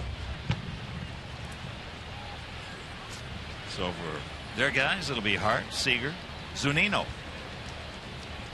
Corey has struck out and going out to right.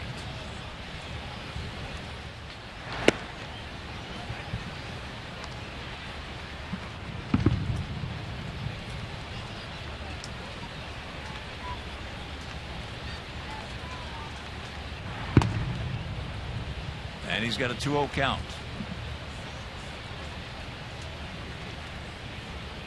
Tampa Bay leading the Tigers 3-1, top of the 5th in Detroit. Takes it on. 1 out. And you can join the White Sox Kids Club presented by University of Chicago Medicine Comer Children's Hospital. They're teaming up to promote a healthy lifestyle and combat childhood obesity. Members will receive free White Sox tickets and cool exclusive Kids Club items. So visit whitesox.com/kids and join that club today. Seager's 1 for 2, had their first hit back in the 2nd inning. A line shot into left field, trying to stretch it into a double. And Viciedo gunned him down.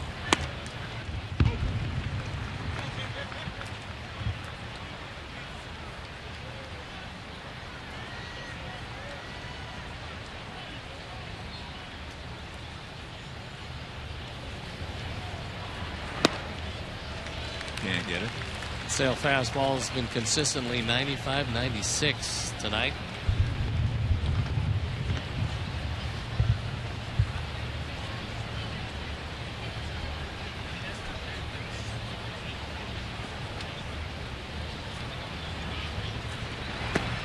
Plays off of it.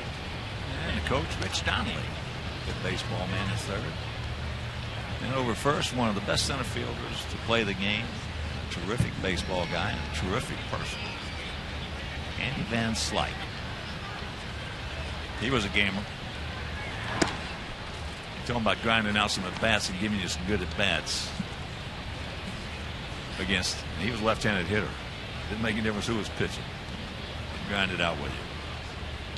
Came up through the St. Louis organization and came to prominence with Pittsburgh. And that's where Lloyd ran into him. Rich Donnelly, longtime coach for the Pirates. And so a manager has to like, trust, and believe in his coaches.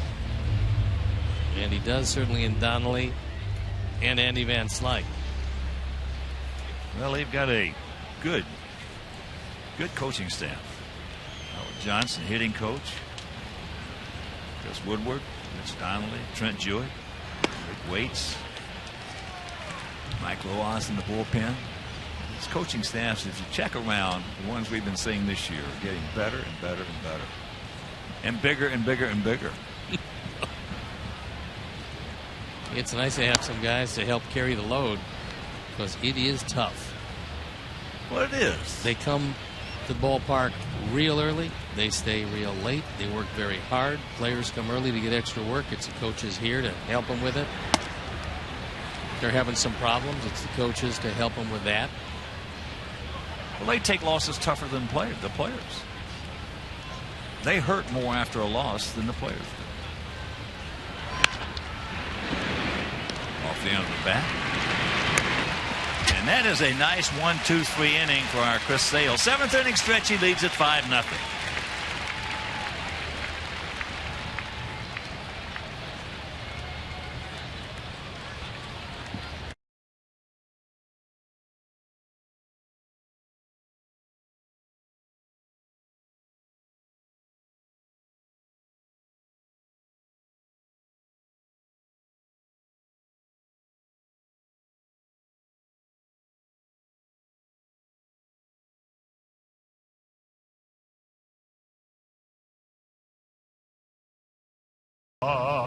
Land that I love, stand beside her and guide her through the night with the light from above. From the mountains to the prairies to the oceans white with foam. God bless America, my home, sweet home. God bless America, my home, sweet home.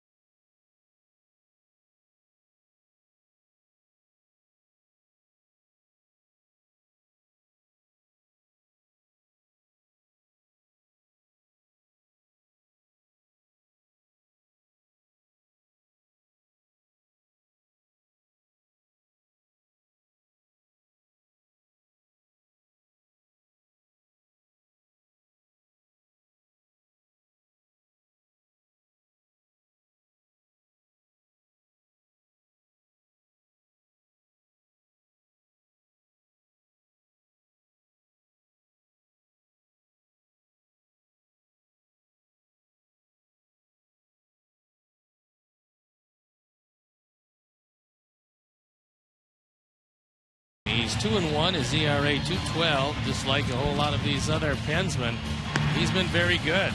38 strikeouts in 34 innings. He's on a Clemson University. And he will have to start with the top of the order. So a 1-2-3 perfect inning for Beimel. But Chris Sale has had his best stuff, and he's limited his left-hand laden lineup to 4 harmless singles through 7. So it's the top of the order for our guys. Eaton, Beckham, Brayu. Adam had a big hit. He's 1 for 2.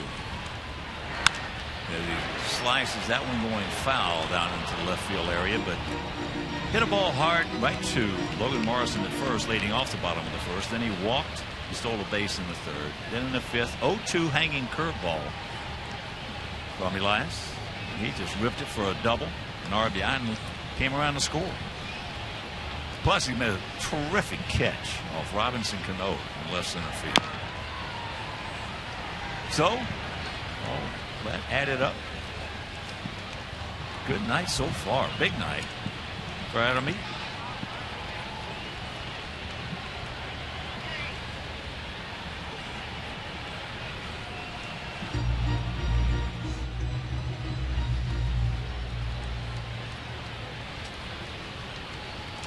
So, Leon Harleone out of Clemson. We have our Frank Leone. They've got their Dominic.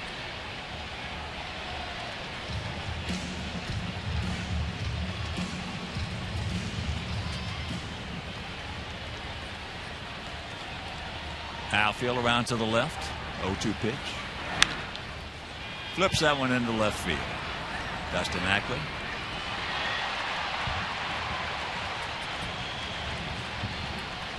One down. Here's Beckham. Hit a rocket to center field his first at bat. Struck out in the third. Then had a sacrifice fly in the fifth. 5-7-0 for us. 0-4-0 for them. As the outfielder straight up, spread out.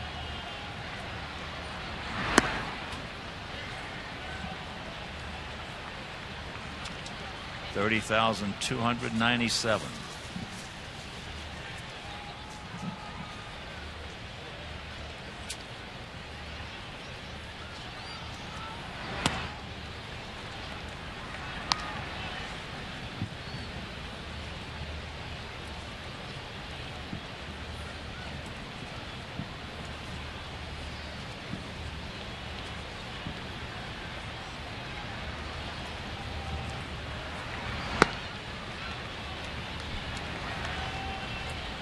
The count. Kansas City now leading Cleveland 5-0. That's in the bottom of the seventh.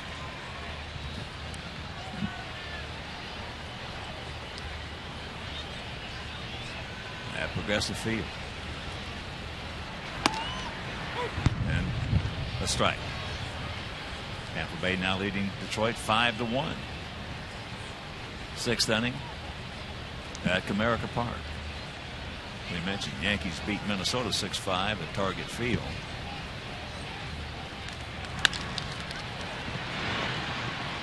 Cano.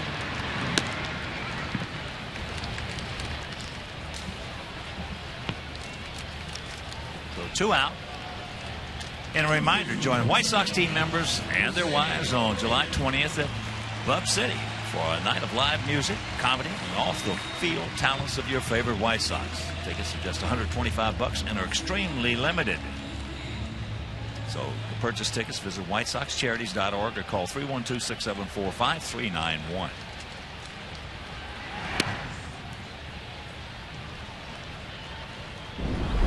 And here's what Brayu did in the fifth. That's an amazing drive. It was just a low-line drive that never dipped and never came down until it hit the seats. Man. 1-1.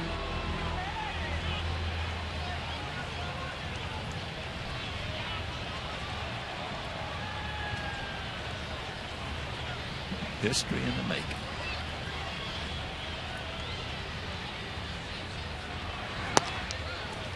think he has done something that no other baseball player in the history of the game has done and continues to improve on.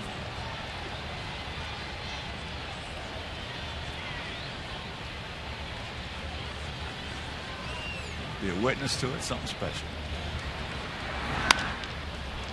Out of play right side.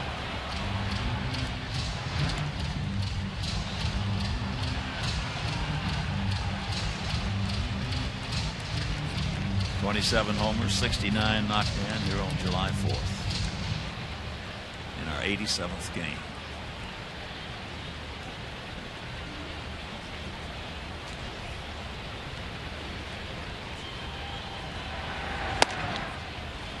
Takes that 96-mile-an-hour fastball upstairs.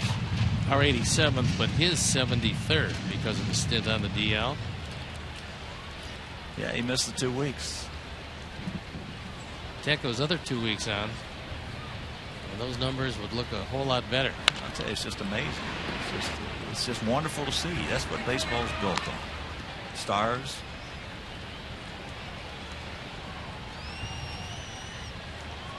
Great players.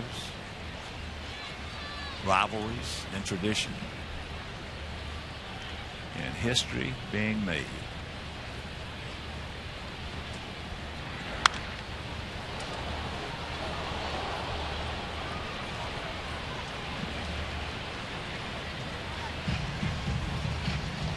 Big Frank going in the Hall this year.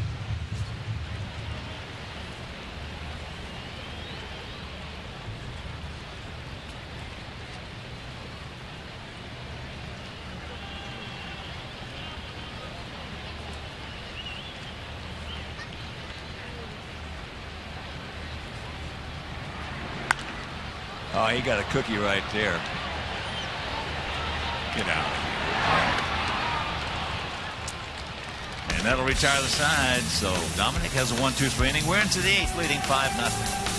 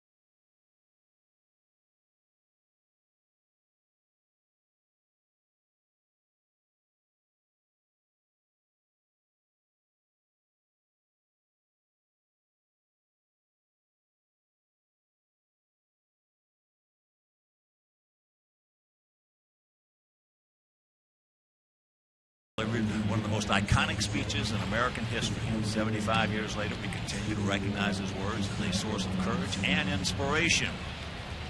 Join Major League Baseball in the fight against ALS. Go to MLBcommunity.org to learn more.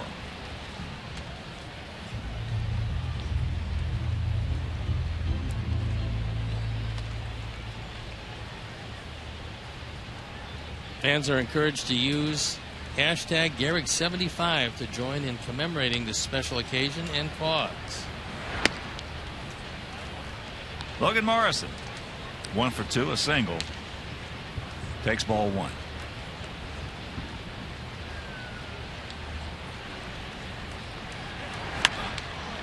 He got a pretty good breaking ball to hit right there and couldn't do anything with it. So that is out number 1. Quote from Commissioner Bud Selig: when Lou Gehrig delivered his historic farewell speech at Yankee Stadium 75 years ago, he indelibly linked our national pastime to the fight against the disease that would bear his name. Bud said, as the fight continues today, it's our privilege to pay tribute to the Iron Horse's enduring legacy of courage and nobility. In his memory, and for all of those who are affected by ALS, Major League Baseball is honored to do its part and advance the cause in the hopes of finding a cure. Saunders, Michael, he's 1 for 2, had a little flare, a little duck snort into right field right off the end of the bat.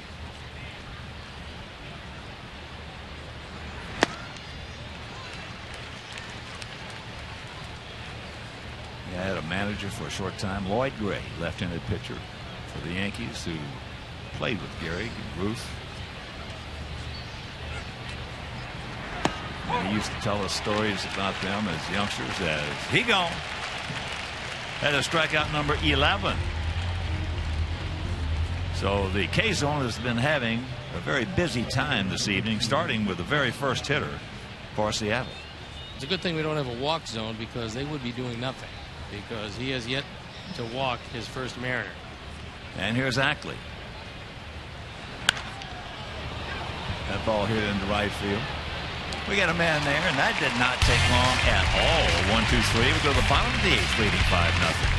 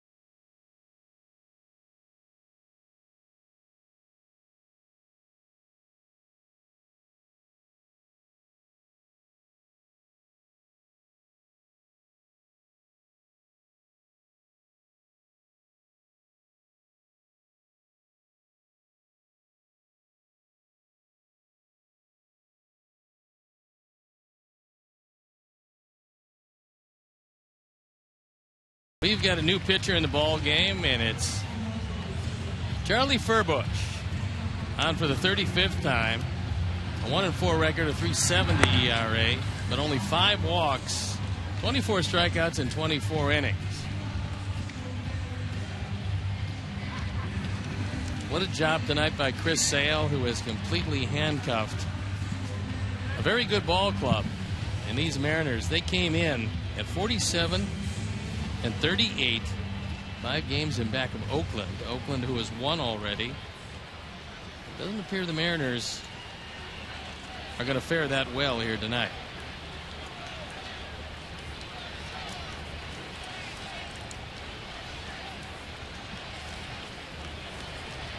Viciato, 3 for 3.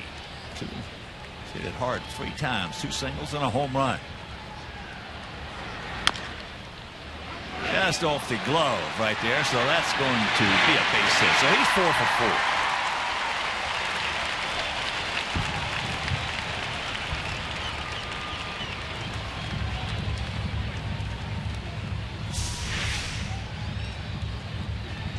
Unfortunate part was that Furbush deflected it and deadened it just enough where there's no chance at first base.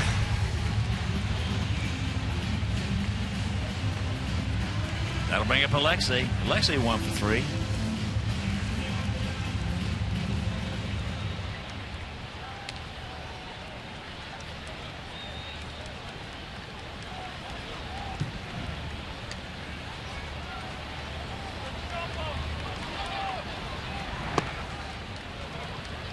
Takes a strike.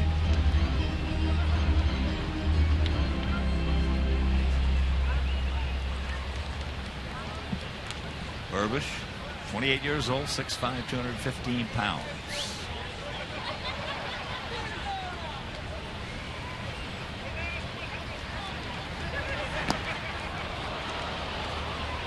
As the count evens at 1.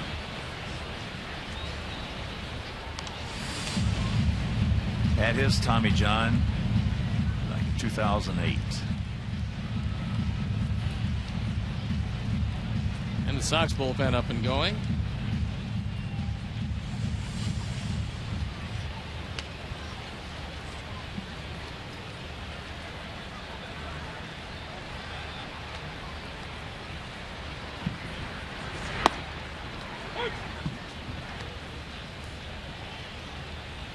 Andre Rienzo loosening in the pen. Bobby Thigpen with some instruction for him.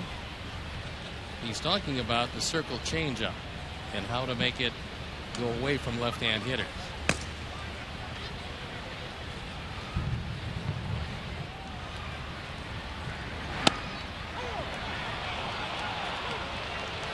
So he calls him out. 1 down. Dana DeMuse had a good game tonight. This one very low. Maybe he had a piece of the zone. He hasn't called a whole lot of them down there, but it wasn't an egregious miss.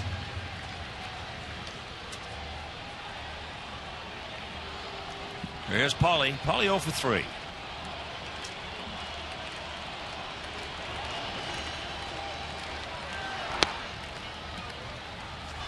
That one's too low. Some other scores for you. San Diego shuts out San Francisco 2-0. Stoltz over Kane. Houston Street is 23rd save. Pittsburgh beats the Phillies 8-2.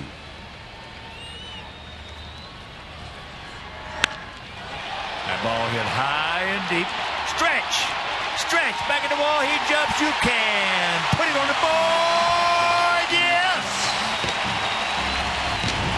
2-run homer for Paulie, and it's a 7-0 game.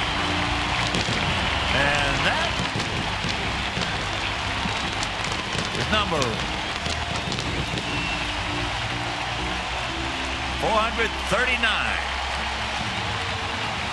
He passed Andre Dawson on that towering home run. That fastball, our Ford home run replay. And Paulie takes it into the pen. A 7-0 game.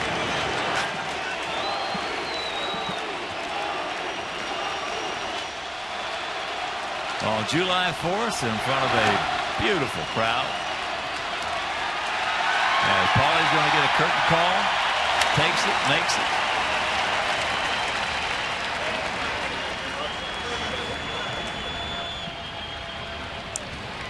Here's Gillespie 0 for 3. A couple of strikeouts and a ground out to short.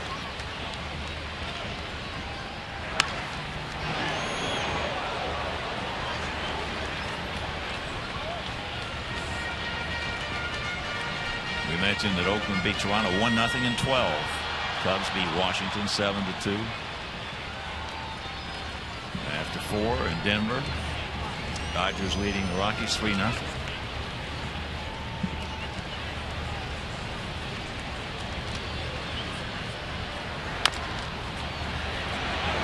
Just over his head, but he did not reflect that one. So that gives Seager a chance to throw him out.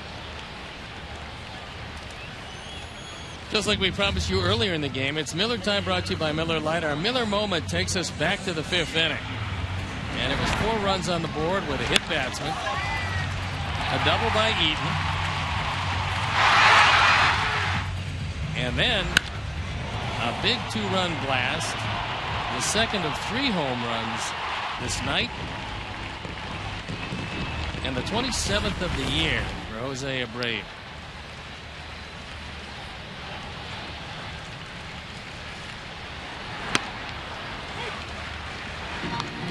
First pitch strike to Moises. Moises going out deep to right, singled and scored. He started off that 4-run 5th. And his last at bat, he just hit a rocket right to Seager at 3rd. Good breaking ball for a strike, and the count 0-2. No, it was up, it was digging.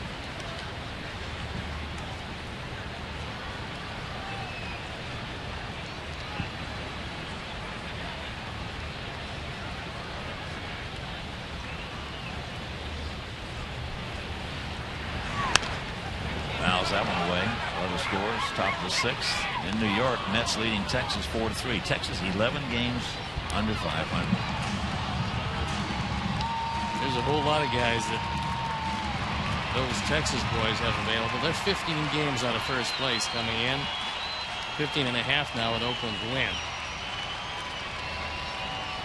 They have some very attractive players at the trade deadline that they will be shopping. High and wide.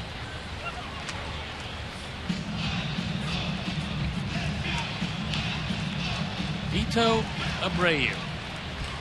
That is a nickname, I believe, that he got when he was a youngster.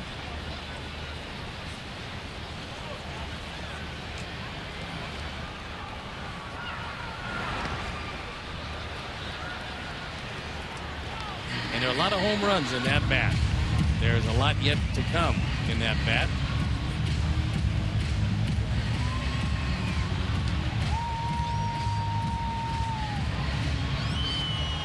Been a somewhat remarkable start to a career that going to be in that White Sox uniform hopefully for a long, long time. 2 out and a 2-2 pitch. Good breaking ball down and in. But not before the 2-run homer by Paulie. Will go to the 9th, leading 7-0.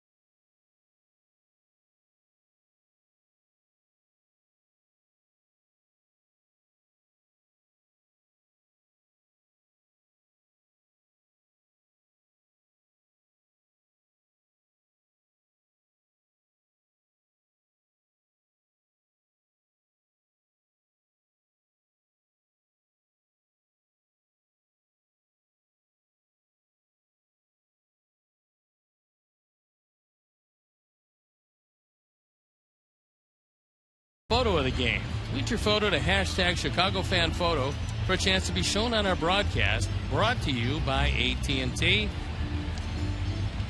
And Chris Sale has the one complete game that the Sox have this year. And it looks like, because that pitch count is only at 92, he's going to be given a chance not only for his 8th win, but his 2nd complete game.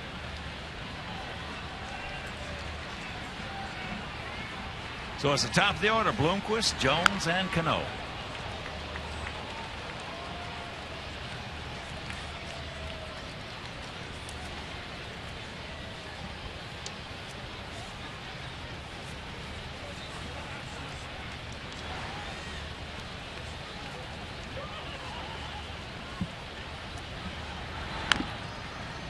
Fouls that away.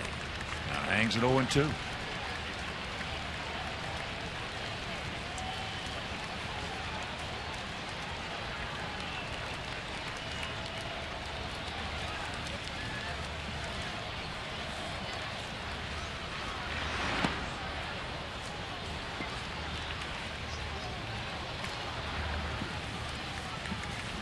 Now field, straight up. Sierra very short out there in right field.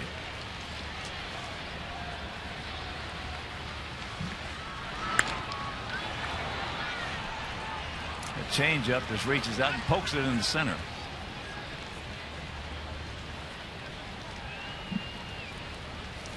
So the leadoff single.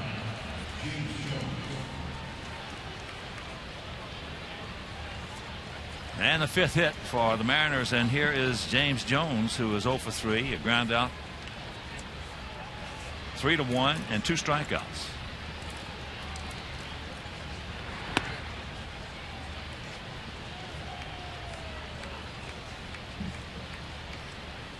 Just in case the bullpen is up and going.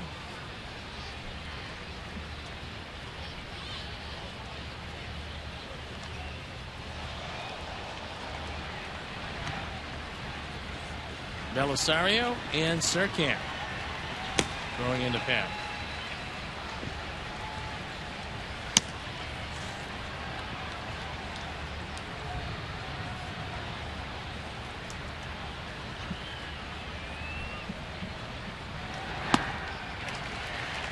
One and two.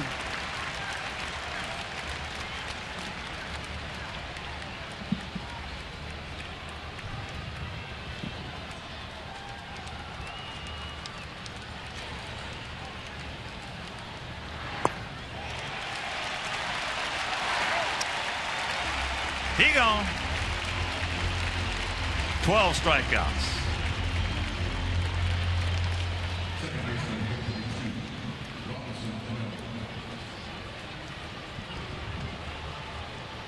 Well, we talked about it. Lloyd has no options. No, you're going to start 6 left-handers against Chris Sale. There's a very good chance if you do that 20 times, you're going to go 0-20. Unless those 3 right-handers are all Miguel Cabrera. That pitch fouled away. They were not holding Bloomquist on. He took off. No, when you got no options, it is what it is. You put them in the lineup. Hopefully they can do something. He's got a left-hand hitting club, and knowing that coming in, and also knowing that he's going to face some exceptional left-hand pitching in this series, you just do your best. Checks it up. Robinson 0 for 2, checked it 0 for 3 with 2 strikeouts, and then he was robbed of extra bases on a brilliant catch by Adam Eaton. This guy has, over the years, become one of my favorite players to watch play the game. He plays it right, he plays it hard, and he can play. Got a couple of gold gloves at second base and just about every other award you can think of. And he's smooth. He's terrific on the double play. Well, I don't think there's ever been a smoother second baseman than he is. I mean, the best second baseman I've ever seen, and maybe the best ever played a game, was Roberto Alomar. But he's smooth-wise, Robinson is the smoothest I've ever seen.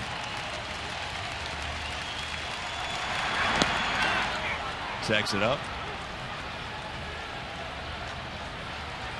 Well, he got him twice on sliders and was trying to get him a third time in the same spot. But he was able to hold up.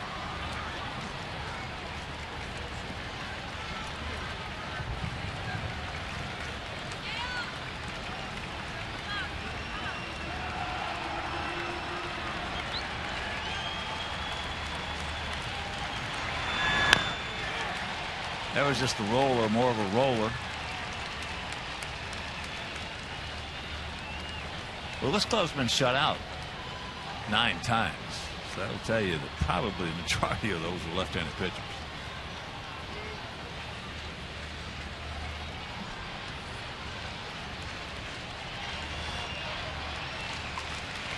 But it's a good ball club. They got good pitching, got a great bullpen, and they've got the best defensive team. They catch the ball and have caught the ball is a better way to phrase that. They have caught the ball better than anybody in Major League Baseball this year. 2-2 pitch.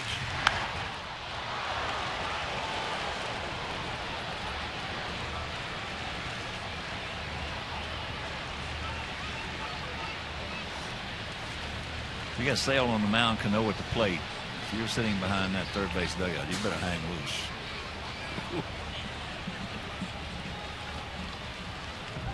He's not going to hit a rocket foul over that first base dugout. And Chris upset with himself that he missed with that one. So he goes full with 1 down, and Corey Hart on deck.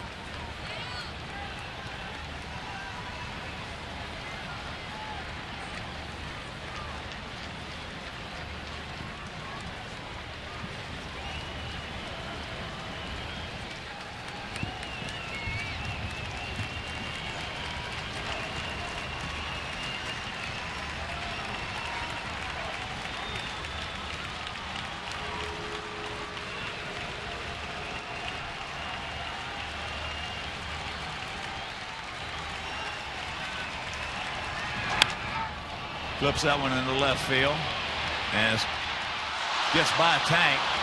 So now Bloomquist, he's going to be held at third on the double by Cano.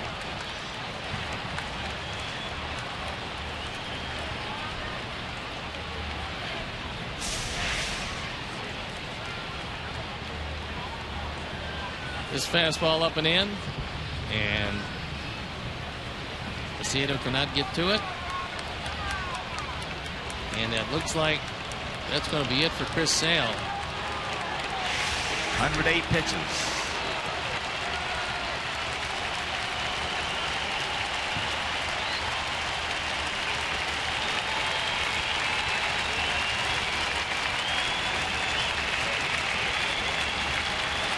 Unless he's asking him, do you think you got enough to go get him? He'll let Chris make the decision. He's earned that. And Chris says, yep, I got enough.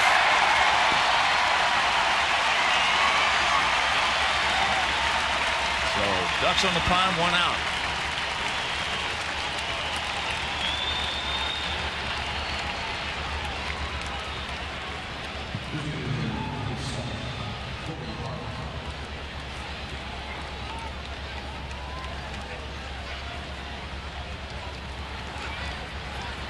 So Cano picks up his 20th double. And here's the first pitch to Hart, who is 0 for 3. A strikeout, a fly out to right, and a ground out to third.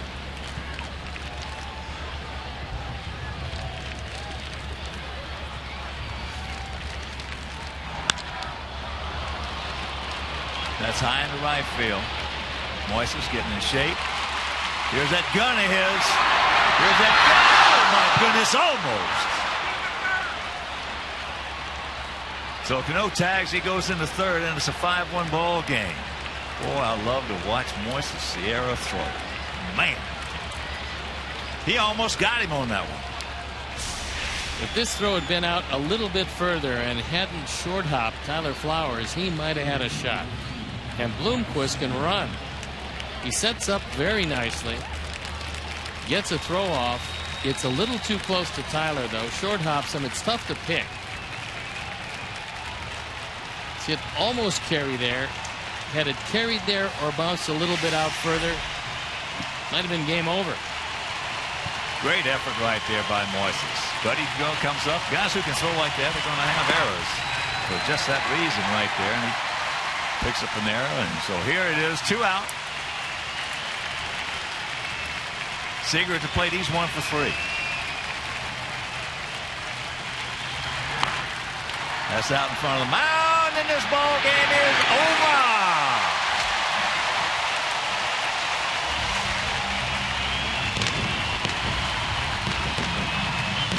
So the Sox won it 7-1.